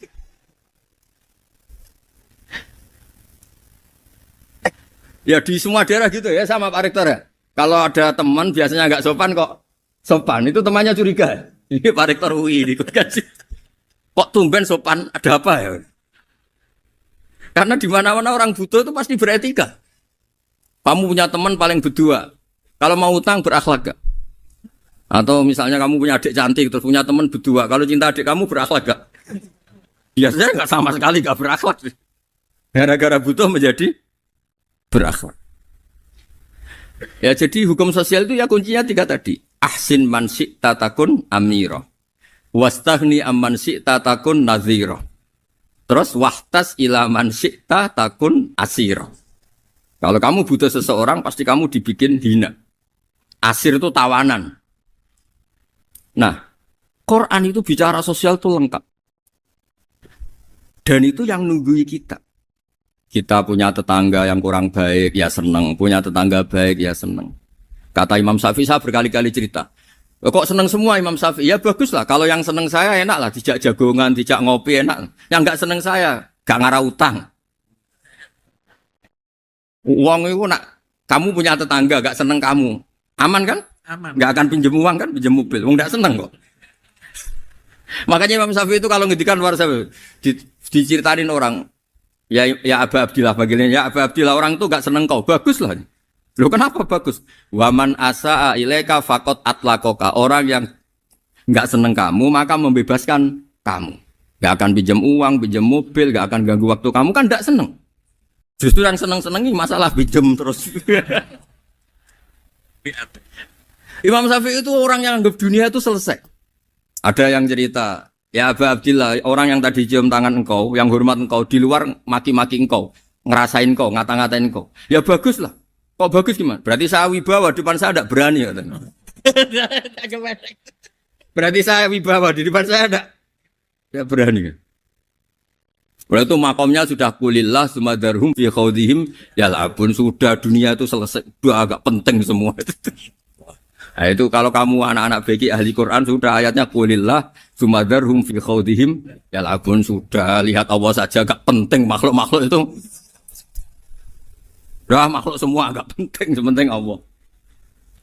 Nah kita ini ditunggoni mukjizat seperti itu. Bayangkan misalnya kita ditunggoni tongkatnya Nabi Musa. Saya ngajar di sini terus ini tongkat. Terus nanti yang tanya, Gus itu kayu apa Gus? Nanti yang kolektor tanya itu harganya berapa Gus? Teruwet apa? Terus yang ahli suudon itu asli gak Gus? Wah. Yang ahli suudon kan mesti tanyanya gitu, itu asli enggak Gus? Repot-repot pokoknya. Tapi kalau Quran kan jelas. Jadi Allah ngendikan marojal bahro ini napa yal taqiyan. 2 mata air itu dipertemukan. Itu banyak muara sungai itu bermuara teng napa laut. Kados kali Kapuas, kali pundi-pundi ini sawangane bermuara teng laut. Yal taqiyan di sawangane ketemu. Tapi itu semua hanya firoil apa? Ini dalam pandangan Allah. Kulo nate banyak ngaji tenggene kitab-kitab karangan Imam Rozi. Imam Rozi itu ulama tafsir besar ingkang menjelaskan posisi Quran sebagai wahyu yang berkarakter bahasa. Jadi Quran ini wahyu, dia mesti bener. Tapi piye wae Quran itu bahasa. Niki rungaken ya. Jadi Quran piye wae napa? Bahasa. Jadi mungkin sampean gak kaget. Mungkin sampean gak kaget ngimane sampean ipan mokong, ora wati paham lah iman apa mokong. Tapi kok anak putune sampean kok iso janggal mbek Quran. Nak generasine kula jenengan ra iso jawab, kok anak putune jenengan wis ra iman mbek Quran. Iman raturan, jadi gak diilmiah. Contohnya ngeten ya. Ketika banyak ilmuwan itu bisa dari orang Islam piyambak, dari orang Barat, baik itu sekuler, orientalis, Kristen, Katolik, macam-macam. ketika banyak ilmuwan tuh penemuannya lebih diakui secara ilmiah ketimbang tulisan-tulisan agama, itu kan menimbulkan keguncangan. Ndadekno iman iku oleh. Misalnya ngeten sing terkenal. Mungkin jenengan sering pireng.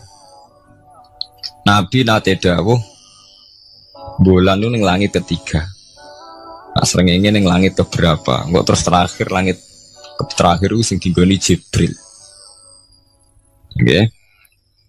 Terus ketika wonten berita bahwa para NASA Amerika itu bisa naik bulan, rata-rata kiai desa dulu gak percaya. Nabi Muhammad sing nabi nak munggah ning bulan tak pamit mbek Jibril ngono ae ora mesti dibukakno ngenteni diintegrasi. Saiki sapa Muhammad mbek sapa Jibril bukakno. Itu satu contoh. Kalau dalu ngaji kalian santri-santri, kalau terangaken. Jadi masalah utama umat Islam itu antara lafat, yani luhut, iku terus diimani nganggo karpe dhewe. Lha iku sing dadi masalah utama. Luhut ya bahasa itu diimani menurut karpe dhewe, orang menurut karpe ilmiah. Contohnya gampang kan. Sampean bayangno langit itu apa?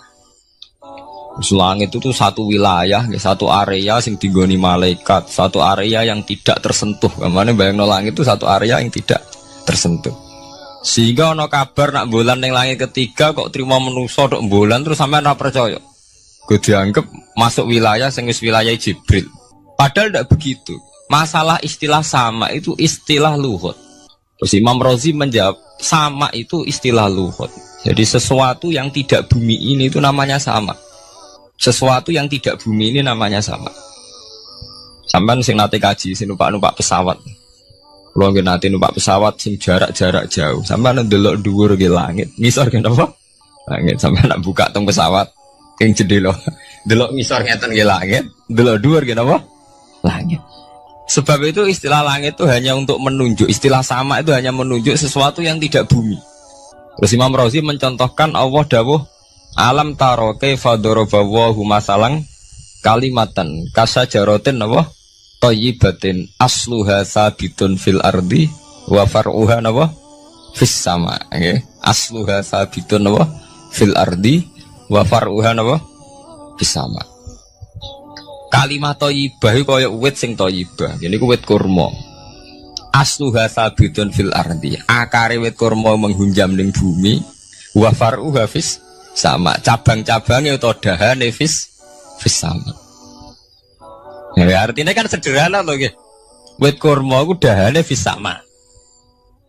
Sama artinya mosok koyok bayangane sampean sesuatu yang bener-bener gak tersentuh. Wong dahane wit kurma fis sama. Jadi kasajaratin apa? Thayyibatin asluha sabitun fil ardi wa far'uha apa? Sama itu mriku mosok artine lemu angit sing enggak terjangkau.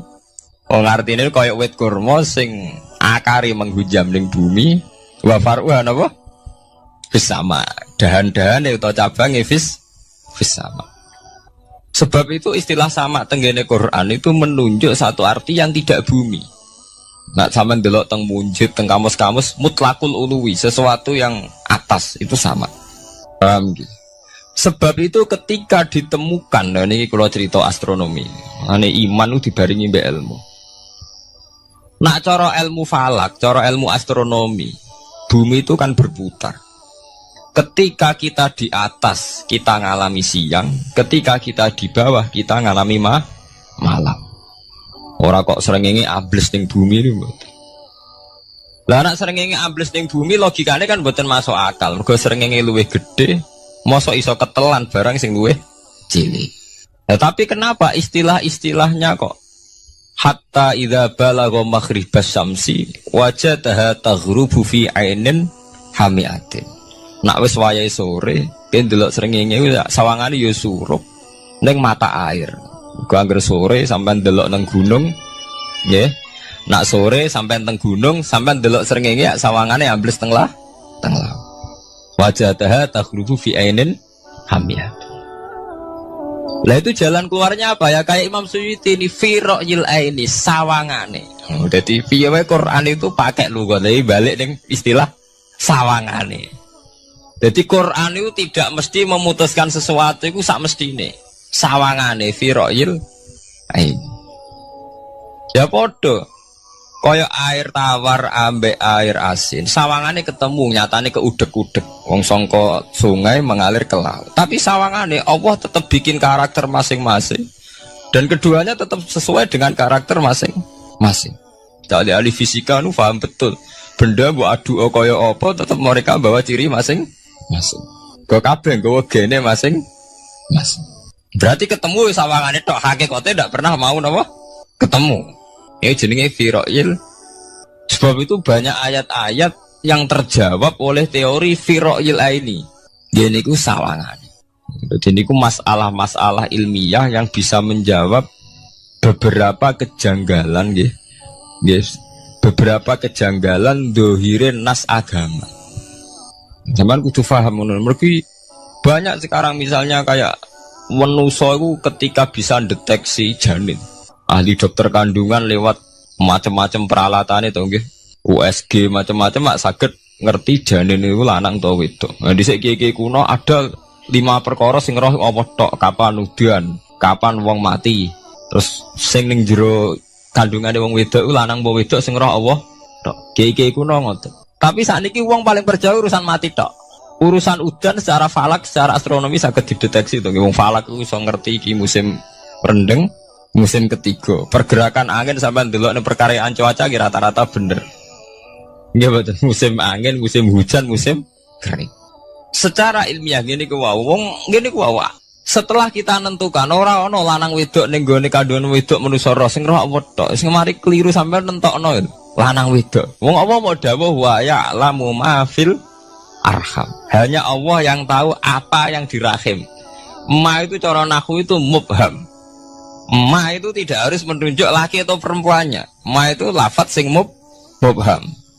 Apa saja, ya kan bisa terkait nasib, ya, bisa terkait kesehatan, bisa terkait gennya normal ndak. Tapi tahu-tahu kita lewat perasaan kita piyambak nentokno wa ya'lamu fil arham lanang wedok. Itu yang bolak-balik mulai agama rusak itu tadi. Sesuatu buat makna ini menurut karepem dewi. Iwak tunggale Allah dawuh wa ma min dabatin fil ardi ila Allahi napa rezeki kabeh sing gremeng ing bumi Allah nanggung rezekine. Cara Allah mulai ambekan ya rezeki sampean ngirup oksigen ya iwak akal-akalane sampean bang rezeki dhuwit. Sehingga ketika kira di dhuwit terus janggal jare wa ma min dabatin fil ardi ila Allahi rezeki aku ora di dhuwit ora di beras.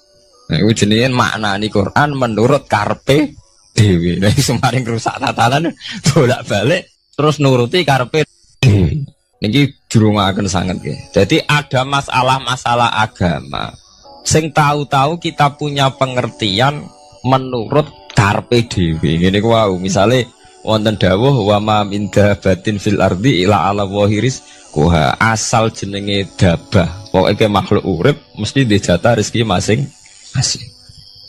Rezeki ku cara Allah nggih mulai ambekan udara, kesehatan, sampean gak diantem tsunami, gak diantem gempa niku rezeki. Tapi manusa di bayangan dhewe rezeki ya dhuwit. Duwe beras kathah. Nak panen kathah. Tapi manusa iku pengetahuane manusa mulane jare pangeran wa kanal insanu zaluman jahula. Manusa ujung-ujunge iku ya zalim ya bento.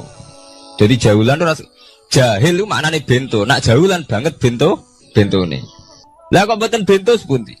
Ketika sampean nganggep rezeki ku artine duwe akeh, pangeran ngelingno, duwe akeh kowe setruk yo ora iso nikmati. Ya sumpah. Nggih mboten. Ketika kowe bayangno rezeki ku beras akeh apa-apa akeh. Terus kowe kecelakaan utawa duwe penyakit-penyakit apa ya sumpah. Sebab itu Allah ngendikan masalah rezeki itu masalah potensi kecelakaan. Makanya Allah ngendikan teng surat Isra iku manusa oleh ngelingno nganggo teori potensi. Afa amintum ayaksifamikum janibal barri. Wong ngelingno kowe kok ning bumi ngrasa aman, iso wae ujug-ujug ana tsunami. Iso wae ujug-ujug ana gempa. Misalnya kayak saiki selamat, iso wae kapan-kapan ra selamat. Sampai tengene surat Isra itu diulang-ulang. Afa amintum ayaksifamikum janibal barri aw yursila alaikum qasfam min khasifam di bulan bal ini. Kowe kok ngrasa aman ning bumi, iso wae setiap saat kowe kena angin liung, kayak angin Belitung. Ujug-ujug kena macam-macam, kena tsunami, kena gempa. Lah teori ini yang sing dadekno manusa iku syukur. Sakjane kita umpama anut Quran iku urip ku yo gampang syukur tapi yo ora gampang kebablas. Manusa ora ngoten to nggih, numpak pesawat sawangane rawan kecelakaan. Nah tengok-tengok ning omah sawangane akeh slamet. Lah wong Aceh pas ning omah kabeh kena tsunami sedina 100.000 ludes. Nggih betul. Tapi manusa kedikte jahule bentone wae. Sawangane kecelakaan numpak pesawat. Numpak Adam air sawangane kecelakaan. Nak ora wis sawangane selamat. Lah wong Aceh ning omah kabeh kena tsunami entek. Yang Jogja ning omah kabeh kena gempa 5.000 bablas. Iku jenenge jahula. Menurut saya akeh bentone. Begitu juga menyangkut hal-hal yang lain. Mulai Allah ngelingno. Ya tuh galerian sederenge era tsunami Aceh. Sampean bayangno wong kerem ning laut, nggih mboten. Saiki entek teori kerem ning laut. Wong Aceh ning darat kabeh. Mati nek kerem manusia bento. Yang saking bento nih nyongkone jenenge kerem ngenteni ning laut. Pangeran ngelingno jare sapa? Tsunami ya, kerem tapi ning darat nggih mboten. Jadi pangeran ngelingno bolak-balik. Kula nate ngaji teng Jogja ngoten. Manusia bento, saking bentone iku nak ngomong ya karepe dhewe. Mulane ketika Allah nurono innallaha la yastahi ayyadriba masalam ma ba'udutan. Allah itu gak izin nak sekedar nyontokno barang-barang cilik kaya nyamuk. Tapi manusia saking bintone ngoten, ambek macan wedi. Usane diterkam macan mesti mati nih. Ambek badak wedi. Usane diterkam badak ku akeh mati. Padahal setikan rata-rata wong mati mbek kuman, barang sing cilik. Nggih mboten. Kabeh ahli medis, ahli ngerti nek wong jarang. Wong sing mati diterkam macan menawa lain Nabi Adam sampai kiamat kena diitung nggih mboten. Lek nak mati mbek kuman. Rak barang cilik. Nggih mboten. Tapi manusa wedine ra mbek barang-barang gedhe. Ana macan do mlayu. Jare sapa saiki wong mati kok pitik flu burung ngono. Lha iku betapa bodohne manusa, gara-gara macan budi iso nyakar kowe wedi. Tapi nyatane macan mboten mateni. Sing mateni malah penyakit saka pitik trimo flu burung. Lha iku betapa doluman jauh lah. Dadi manusa ngomong-ngomong klira-kliru. Mok sawangane tok. Blunder-blunder.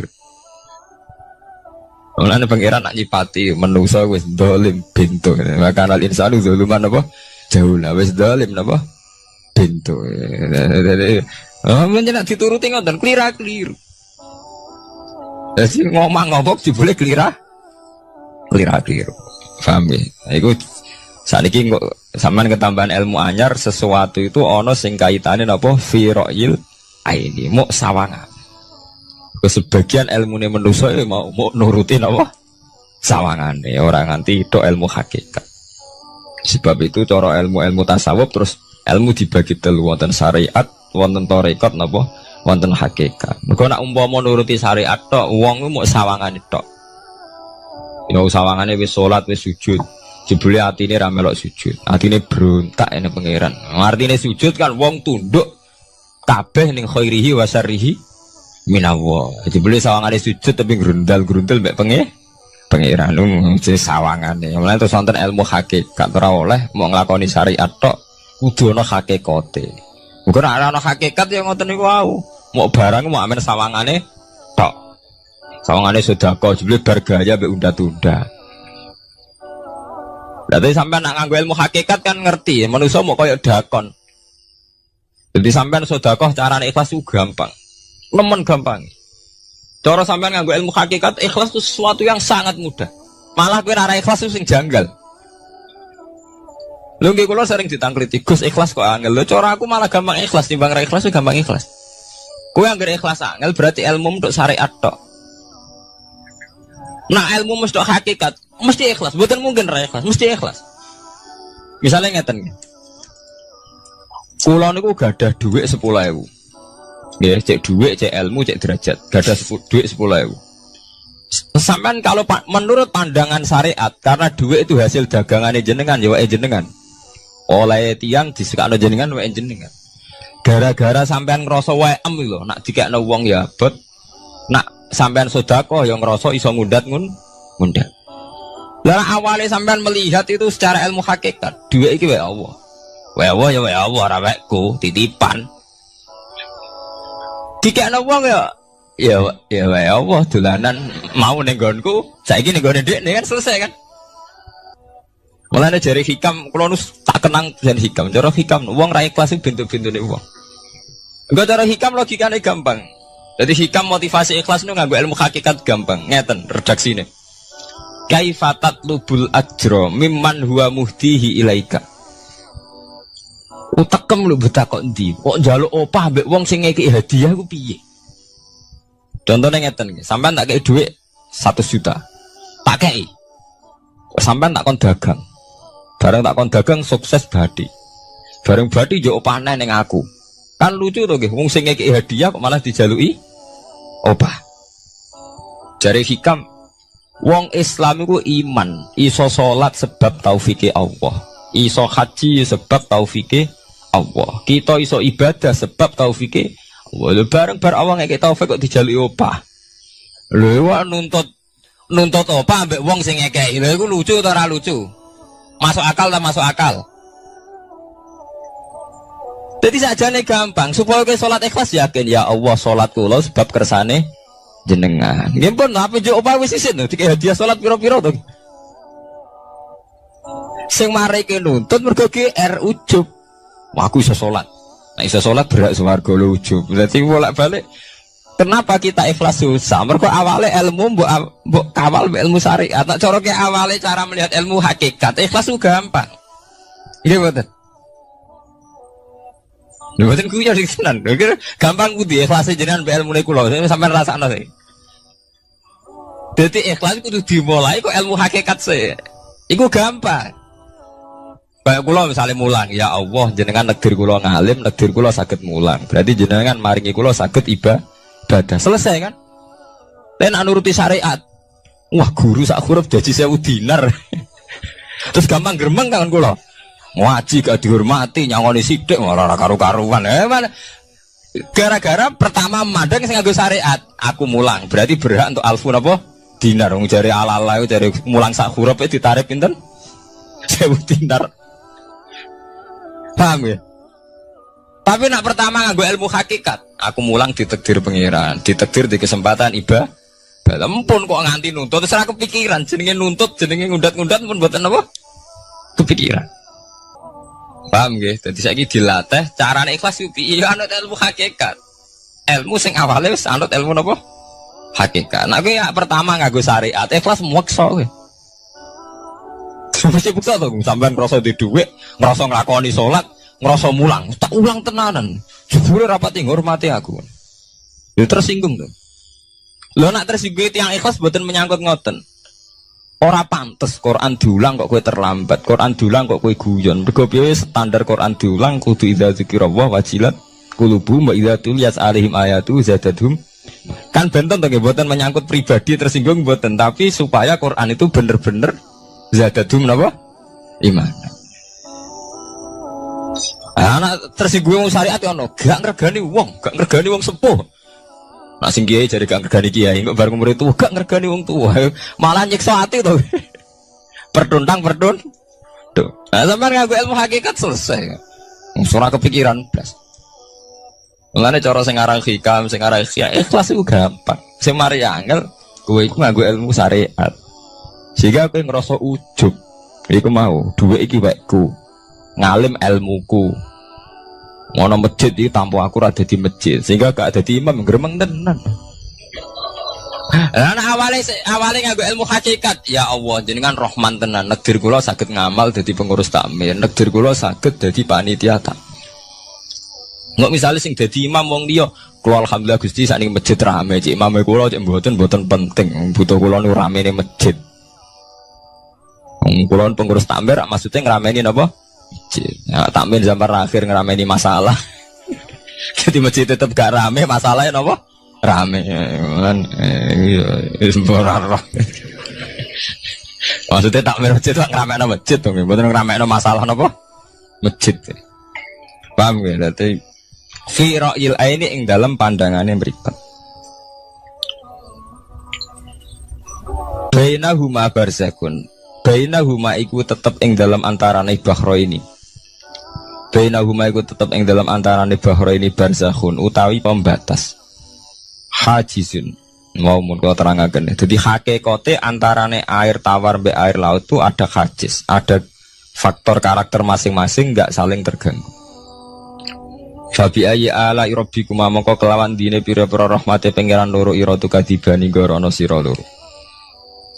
Yakhruju minhumal lu'lu'u wal marjan. Yukhraju bil bina lil maf'ul. Jadi sebagian qira'an itu diwaos yukhraju minhuma. Bil bina lil maf'ul wal fa'il lan fa'il berarti diwaca yakhruju minhumal lu'lu'u wal marjan. Kadang diwaca yukhraju. Ai min masmu'ihima tegese saking kumpulane bahro ini. As-sadiqi kang beneri fi ahadima kalan sesujine bahro ini wa wa te wahid wa al milku iku segara asin. Apa sing metu al-lu'lu'u wal marjan? Al-lu'lu'u apa mutiara? Wal marjan lan perhiasan. Khirzun ahmar au sigharul lu'lu'. Wis wae gampangnya nama-nama mutiara. Fabi ayyi ala rabbikuma tukadziban.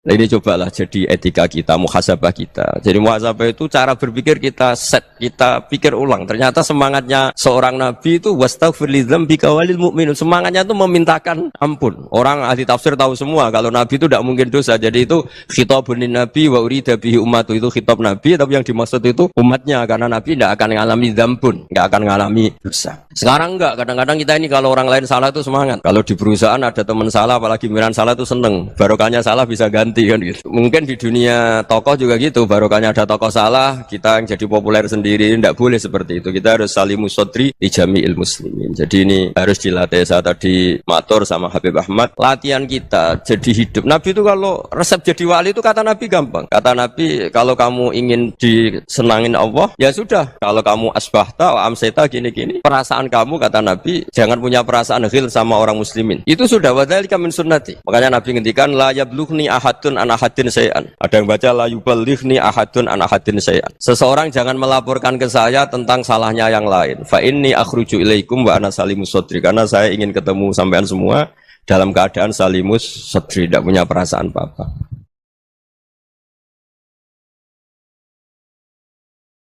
Dalam konteks Indonesia, muhasabah itu sudah jadi perilaku ya. Karena dulu orang tua saya, guru-guru saya kalau ngandani itu, bayangkan kalau kamu jadi dia. Jadi misalnya kita mentang-mentang atasan, otoriter sama bawahan. Bayangkan kalau kamu jadi yang bawahan itu kayak apa? Laukun tamakanah, kalau orang Arab bilang, bayangkan kalau kamu di posisi dia. Makanya guyonannya orang-orang Indonesia itu kan orang ngaramkan judi gitu, bareng dikasih tahu. Tapi yang menang anak jenengan, alhamdulillah. Ternyata ngaramkan itu karena ada anaknya. Kalau anaknya yang menang ya seneng. Meskipun itu guyonan, tapi saya punya padanan itu dalam kitab Hikam. Nabi Ibrahim itu Khalilur Rahman, tentu bencinya minta ampun sama yang namanya maksiat. Suatu saat beliau diterbangkan di alam malakut. Itu kalau di Hikam saya halaman 15 juga. Saya masih ingat betul. Mungkin kalau Anda beda halaman karena beda cetakan. Atau enggak punya kitabnya. Atau punya tapi tidak bisa baca. Nah itu jadi berbagai kemungkinan. Atau punya tidak bisa baca tapi dianggap jimat. Atau digo pencitraan. Banyak itu kaji-kaji tidak bisa baca kitab tapi di ruang tamunya kitabnya besar-besar. Pencitraan itu. Tapi ya bagus lah, nggak apa-apa untuk syiar. Setelah diterbangkan di alam malakut, diperlihatkan sama Allah. Ada orang pezina, ada orang syaribul khomri, ada orang mabuk, ada orang macam-macam. Allah tanya sama Nabi Ibrahim, bagaimana pendapat kamu Ibrahim tentang mereka yang maksiat? Kata Nabi Ibrahim, ya Allah habisi saja mereka. Mereka hidup di bumi engkau, makan rezeki engkau, kemudian mereka tidak taat sama engkau. Singkat cerita di fase itu, saya ulang lagi di fase itu, Allah nurutin. Sampai sekian peristiwa, mungkin 3 atau 4.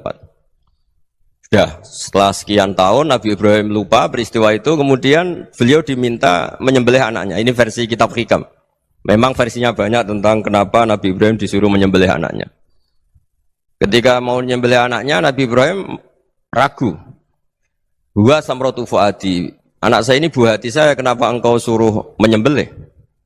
Terus kata Allah, apa kamu tidak ingat ketika kamu saya angkat di alam malakut, kemudian kamu usul bunuh-bunuh, saya tidak mempertimbangkan usul Anda, tapi kenapa sekarang saya merintahkan kamu mikir gitu. Terus, ya karena ini anak saya ya Allah. Terus kata Allah, rumangsamu wong sing kon mateni gak gawean kau sing gawe kowe enak wae usul mateni. Jadi sebenarnya saya yang bikin kemudian Anda enak aja usul membunuh. Semenjak itu Nabi Ibrahim itu di eranya itu asfaqun nas, orang paling sayang sama manusia. Karena kadang kita keras itu ya kebetulan tuh udah anak kita, ada keluarga kita. Cara orang Jawa itu kan gitu ya, kalau ada perempuan terus macak yang macam-macam pakai sepeda motor cowok terus wah itu luput suwuk semoga-moga gini, tapi setelah dikasih tahu niku ponakane jenengan semoga-moga selamat. Jadi jangan-jangan kemarin ahli ma'asi itu kebetulan tuh tidak keluarga kita. Kalau keluarga kita yang pernah salah pada kita, semangat kita mintakan maaf. Jangan-jangan kita didikte hukum sosial gitu. Jadi orang yang salah kebetulan tuh orang yang menservis kita. Atau keluarga kita, atau orang dekat kita, jangan-jangan semangat kita mintakan ampun. Jadi kalau sama orang lain, kebetulan musuh kita semangatnya minta itu kena adab. Nah ini yang nggak boleh dalam Islam. Islam mengajarkan niru Rasulullah SAW, Nabi itu rahmatal lil alamin. Bahkan kemarin saya ngaji virtual sama beberapa habaib, ada Habib Ali Al-Jufri dari Mesir, ada Habib Alwi dari Kuitang, ada Habib Nabil Al-Musawa. Dari sekian habaib itu saya masih ingat diantaranya yang didawuhkan rahmatan lil alamin itu ketika Nabi adahu kaumuh, disakiti oleh kaumnya, dan itu mereka masih kafir semua. Itu mereka dapat doanya Nabi Allahumma hdi qaumi fa innahum la ya'lamun. Kayak apa baiknya Nabi, orang yang menyakiti, yang melukai, tapi Nabi masih berdoa Allahumma hdi qaumi fa innahum la ya'lamun. Sayyidina Umar dapat doanya Nabi itu yakhina kana kafiran, ketika masih kafir didoakan Allahumma aizzal Islam bi Umar. Itu ketika masih kafir. Itu pelajaran bagi kita bahwa yang sedang tidak cocok pun itu berdapat doa kita. Ya doa supaya kondisi kita baik, hari tambah baik. Karena agama ini saya berkali-kali bilang limangka nayarjuwa hawal yaumal akhir. Agama ini diperuntukkan bagi yang selalu punya harapan pada Allah Subhanahu wa taala. Saya cerita muhasabah ini tentang hubungan kita dengan Allah. Di Indonesia itu banyak orang fasik, banyak orang nakal. Ya di mana-mana orang nakal itu ya mayoritas, wa aksaruhum fasikun. Tapi berkahnya harapan. Mungkin saya kira nakal sok benda, mungkin saya kira sholat sok ben sholat, mungkin sekarang belum sakhok, belum dermawan, suatu saat dermawan. Barokahnya itu kefasikan ini dianggap sementara. Sedang fasik, sedang tidak benar. Karena kiai-kiai kita, para guru-guru kita, para habaib utamanya itu mesti bilang semoga husnul khotimah. Nah barokahnya doa itu semoga husnul khotimah itu menjadikan satu pola sosial. Yang sedang fasik ini masih diharapkan jadi lebih baik, jadi lebih. Sehingga kita tidak ngambil sikap ekstrim, yang ingin menghabisi atau ingin mengadili, tidak. Karena selalu kita punya harapan. Dan agama ini limangka nerjuwa hawal yawm akhir. Bayangkan itu kalau yang nakal itu anak kamu. Pasti kamu nggak ingin kan langsung dapat azab, dapat apa. Padahal kita semua jadi tokoh ini abul kulli, bapak dari semuanya. Sehingga ketika Rasulullah SAW jalan-jalan kemudian melihat perempuan sedang menyalakan api. Kalau apinya mati ditiup, anaknya dijauhkan. Nanti kalau sudah jauh dari api, anaknya digendong lagi. Terus kata Rasulullah, matur ke semua sahabat, Aro'aitum anna hadih tarihatan waladaha alan nar. Apa kamu berpendapat bahwa perempuan ini akan melemparkan anaknya ke neraka? Tidak ya Rasulullah. Tidak akan seorang ibu melemparkan anaknya ke api. Terus kata Rasulullah, Allahu arhamu min hadih biwaladiha. Allah lebih rahman, lebih rahim dibanding orang tua ini kepada anaknya. Ini yang harus kita kenalkan terus, kita kampanyakan terus. Supaya orang hubungannya dengan Allah itu nyaman, asik. Sehingga dengan demikian selalu ada harapan bahwa yang sedang nakal ini suatu saat tobat. Kita tidak boleh menghukumi pasti begini, pasti gini. Itu tidak wilayah kita. Itu juga yang dicontohkan Rasulullah SAW. Secara lahir Nabi itu nggak berkenan sama Wahsy. Karena Wahsy itu salahnya salah fatal. Karena membunuh ahabban nasi ila Rasulillah. Yaitu membunuh Sayyid Hamzah. Jadi ketika Wahsy tobat, Nabi itu nerima tobatnya. Dan ketika beliau dengan basariyahnya agak siap ketemu Wahsy karena harus ingat Sayyid Hamzah, basariyahnya diturutin. Oke, kamu iman, saya turutin, tapi jangan sering ketemu saya. Karena kalau ketemu kamu, saya masih ingat sama paman saya, Sayyid Hamzah. Kita bisa ngelola seperti itu. Kita tidak cocok sama orang, bagaimanapun mereka umat Rasulullah SAW, kita tetap mencintai mereka. Misalnya kalau beda agama, mereka sama-sama orang Indonesia, kita mencintai mereka atas nama warga Indonesia. Tapi kalau misalnya potongannya ora cocok, beda kultur, bawaannya itu mangkel no cara Jawa, ya bisa diilmoni, jangan ketemu. Wong sudah tidak cocok, ingin ketemu nyari solusi. Roh ini tok seneng itu kan ya repot itu. Ya sudah kalau nggak pati cocok ya jangan sering ketemu. Dan itu kita bisa memanage seperti itu tuh bisa. Saya berkali-kali cerita tentang Imam Syafi'i. Kalau dikasih tahu ya Imam Aba Abdillah, panggilannya Imam Syafi'i, tetangga Anda ini ternyata banyak yang nggak senang Anda. Jawabnya beliau senang. Ya bagus kalau nggak senang saya, ndak utang saya katanya. Jadi gara-gara sampean seneng aku ngatur aku ini kan. Dan mungkin sampean ra seneng kan ya enak. Jadi hidup itu dianggap happy. Kalau seneng ya teman silaturahim, kalau nggak seneng ya nggak bakal utang gitu. Baru kayak seneng itu nggak ganggu. Gitu. Jadi dulu itu orang bisa ngelola seneng ndak seneng itu bisa. Karena ada kearifan hubungan dengan Allah Subhanahu wa Ta'ala. Hidupnya selesai karena masyghul bi dzikrillah, mereka sibuk dengan Allah. Makanya kata ulama-ulama tasawuf, kamu jangan melihat manusia perilakunya, tapi kamu juga harus ingat yang gerakkan semua itu Allah Subhanahu wa Ta'ala. Dengan demikian kita farah, kita senang. Makanya Nabi kalau ngutus Anas bin Malik kemudian enggak kesampaian yang diinginkan karena Anas main. Ketika garwa-garwane Nabi agak tersinggung, Nabi andaikan Allah menghendaki yang saya inginkan kesampaian, pasti itu kesampaian. Jadi dianggap kegagalan Anas gak manggil yang dituju Nabi itu ya kersane Allah ya enteng saja. Sayyidina Ali lebih parah lagi yang dialamin. Itu dalam beliau kalau dipanggil itu gak cepet-cepet ke sana. Ketika ditanya, kenapa kamu tak panggil gak cepet ke saya? Amin tu ukubatak. Karena aku tahu engkau orang baik. Orang baik itu pemaaf. Jadi makanya orang-orang soleh dulu itu bodoni itu. Makanya sekarang kalau ada orang bodoni itu mesti beda orang soleh. Kalau orang-orang soleh itu kakean husnudzon akhirnya sering dibodonin. Abdul bin Umar itu masyhur itu. Kalau ada budaknya sering sholat, sergap sholat itu dimerdekakan. Akhirnya enggak sholat pun pura-pura sholat. Akhirnya juga dimerdekakan. Ketika ditanya kenapa engkau merdekakan? Padahal mereka sholatnya menipu engkau kata pembisik-pembisik itu. Man khoda'ana lillah in khoda'na lah. Dia nipu atas nama Allah, berarti saat tertipu juga atas nama Allah. Gak masalah dong, semuanya demi Allah Subhanahu wa Ta'ala. Jadi ketika kita ketemu mensifati Allah Ta'ala itu ghafir. Allah pemaaf. Jangan kamu gak fair untuk diri kamu nyifati Allah ghafir, pada orang lain Allah kamu sifati syadidul iqab. Jadi Allah kamu atur, kayak MC tadi ngatur saya. Jadi Allah itu apa? Kalau pada saya ghafir, kalau pada musuh saya syadidul iqam. Itu tidak fair.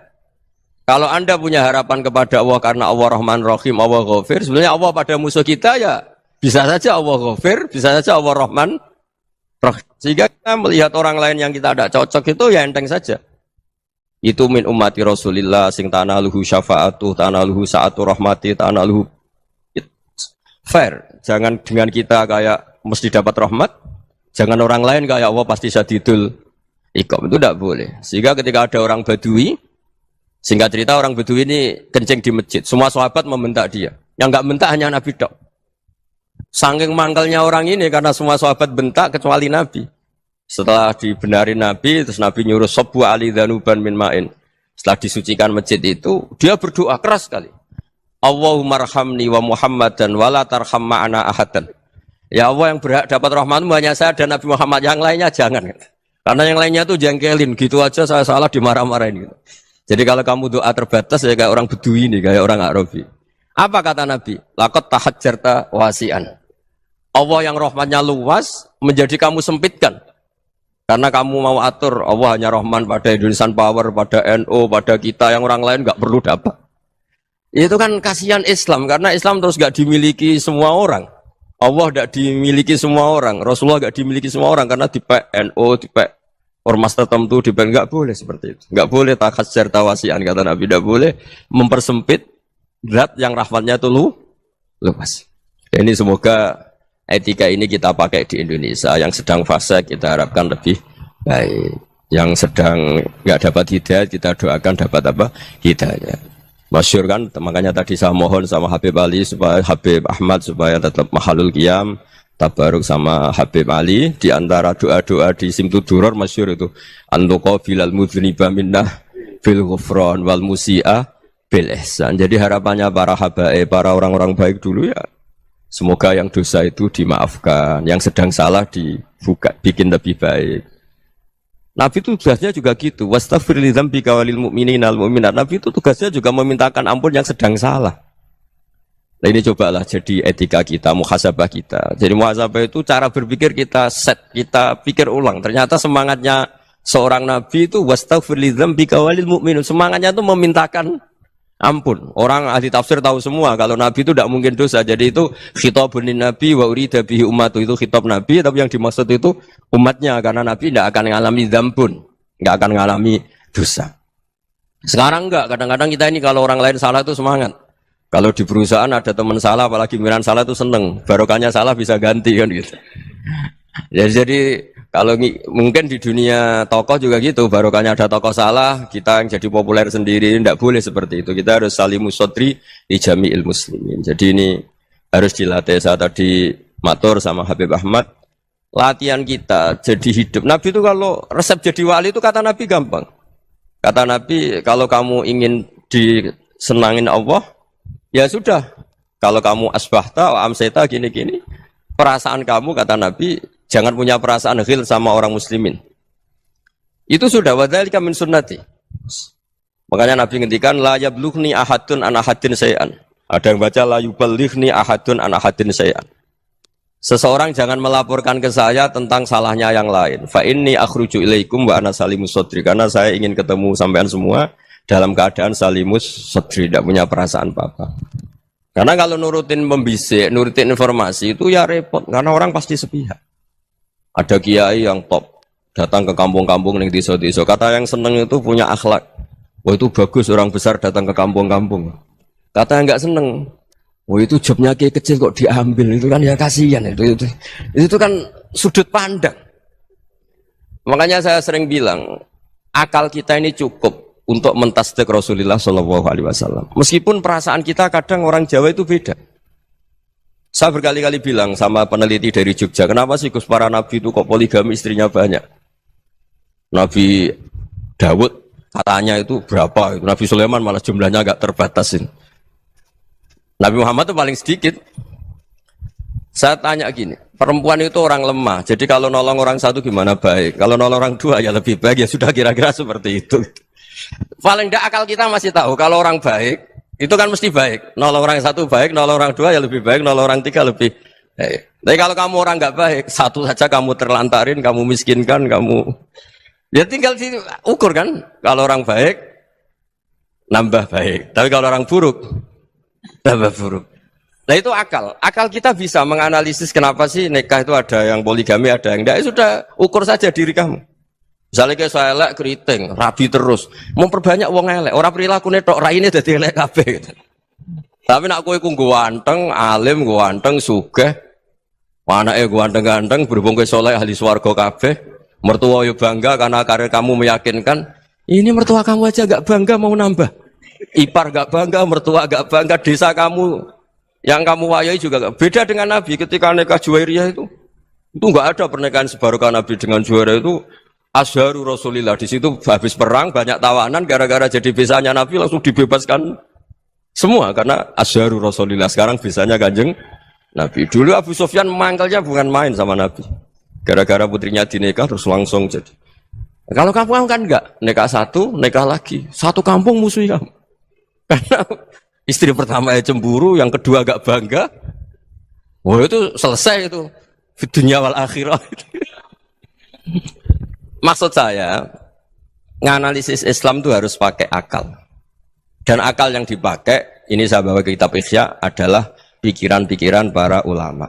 Makanya ketika Imam Ghazali ketika ditanya, fakaifa bi muslimin fasikin asawaha fi jami'i amri. Kalau ketemu orang fasik, orang Islam tapi fasik, perilakunya enggak ada yang benar. Kata Imam Ghazali jawabnya lucu, aneh. Ma min muslimin illa wa islamuhu ta'ah. Tidak ada orang Islam kecuali dia mau Islam, membenarkan Allah dan Rasul itu sudah taatnya dia. Kok kamu tidak bisa melihat taatnya dia? Dia pikirannya kan ini pemabuk, ini tukang apa. Tapi kata Imam Ghazali, sebenarnya kamu masih bisa berpikir positif. Ma min muslimin illa wa islamuhu ta'ah. Tidak ada seseorang Islam ketika dia milih Islam itu pasti ada taatnya, yaitu tasdik pada Allah dan tasdik kepada Rasulullah Shallallahu Alaihi Wasallam. Jadi dengan pola seperti itu, maka di antara guru-guru kita yang modern ya di era Mbah Maimun, di sini ada Habib Ahmad, Habib Salim, syair yang sering dibaca beliau adalah ada orang munajat sama Allah, ini cerita munajat. Itu orang itu ngendikan gini, ana muznibun, ana mukhtiun, ana asi, huwa rahimun, huwa ghafirun, huwa afi. Ya Allah, saya mukhti, saya orang yang salah. Ana muznib, saya orang yang dosa. Ana asin, saya sering maksiat. Tapi engkau ya Allah, engkau ghafir, pemaaf. Engkau rahim, maha pengasih. Engkau afin, yang mudah memaafkan. Terus kata orang ini, ya agak kurang ajar, tapi saking senengnya sama Allah. Qobal tuhunna salasatan bisalasati. Ya gini saja ya Allah, sifat engkau diadu dengan sifat saya. Engkau Tuhan, Gusti, nggak boleh kalah katanya. Terus wasatahliban ausofu ausofi, dan engkau pasti pemenangnya. Gitu. Jadi ada orang rayu Allah dengan cara seperti itu ya ada ya. Saya ini manusia, salah saya banyak. Engkau ampunannya banyak. Engkau Tuhan, Gusti, nggak boleh ampunan Anda, ampunan engkau kalah dengan salah saya. Nggak boleh Tuhan kok kalah. Nah, jadi untuk supaya orang punya harapan gitu. Banyak juga wali-wali yang jadab ketika datang ke makam Rasulullah SAW. Itu kalau dongo ya agak kacau sebetulnya, cara syariat agak kacau. Ya Allah, engkau punya dua pilihan. Jika engkau menjadikan saya soleh, surah habibu, yang senang kekasihmu, yaitu Rasulullah SAW. Tapi jika engkau menjadikan saya fasik, surah adubuk, yang senang itu setan. Monggo jenengan mau menyenangkan kekasih jenengan, mau menyenangkan musuh jenengan, monggo. Jenengan bebas kok memilih. Nah, mestinya Allah ya senang menyenangkan kekasihnya. Jadi ya, intinya Allah dipaksa untuk menjadikan dia orang soleh gitu. Jadi kayak kemarin itu Pak Bu siapa? Ke sini itu yang sama jenengan. Kuliah ke sini itu sama Habib Ahmad. Saya pertama enggak mau, lama-lama Habib Ahmad. Ini gimana, Gus? Orang taunya saya dekat jenengan, kalau enggak kasil saya waduh. Ini kayak doanya wali yang tadi. Enggak punya pilihan, enggak ada pilihan ini. Jadi saya mohon muhasabah itu dimulai cara berpikir. Makanya di sini sebetulnya tag ini supaya dapat barokahnya Ihya. Ini kitab yang disenangi para habaib, para ulama. Sebetulnya tag di muhasabah itu redaksinya gini ya, yang lengkap loh. Hasibu anfusakum qabla an tuhasabu wa zinuha qabla an tuzanu wa tahayya'u lil ardil akbar. Jadi ada kata wazinu, jadi ukur. Perilaku Anda ini diukur, ditakar. Misalnya kita sebagai suami kan ya punya hal-hal yang kita tidak ideal. Corong Jawa mesti pesek. Cara rezeki ya pas-pasan itu. Dan kita juga kalau makanya nggak boleh tanya istri begini, apa saya cinta pertama Anda? Pasti Anda kecewa. Orang jadi istri hanya korban terakhir gitu. Sudah. Karena orang kalau ngelamar kemana-mana nggak jadi, yang jadi istri itu pasti korban terakhir gitu. Jarang istri pilihan pertama, jarang. Ayo semua yang nikah. Rata-rata itu pilihan Anda pertama Pak, dari sekian ditolak di mana-mana terus. Ya perempuan terakhir. Kamu juga korban terakhir gitu. Itu wali-wali dulu kalau ngandani kita itu sederhana. Antal ini masyhur diceritakan Habib Zain bin Semit dalam kitab Al-Manhajus Sawi. Anta lam tajid min nafsika kullama turid. Fa kaifa turidu min ghairika kullama turid. Kamu yang ingin ideal saja, kamu tidak menemukan pada diri kamu untuk menjadi ideal. Kamu kan ingin ganteng, ingin punya uang banyak, ingin perilaku Anda sempurna. Anda saja yang punya keinginan tidak bisa mewujudkan keinginan Anda sendiri.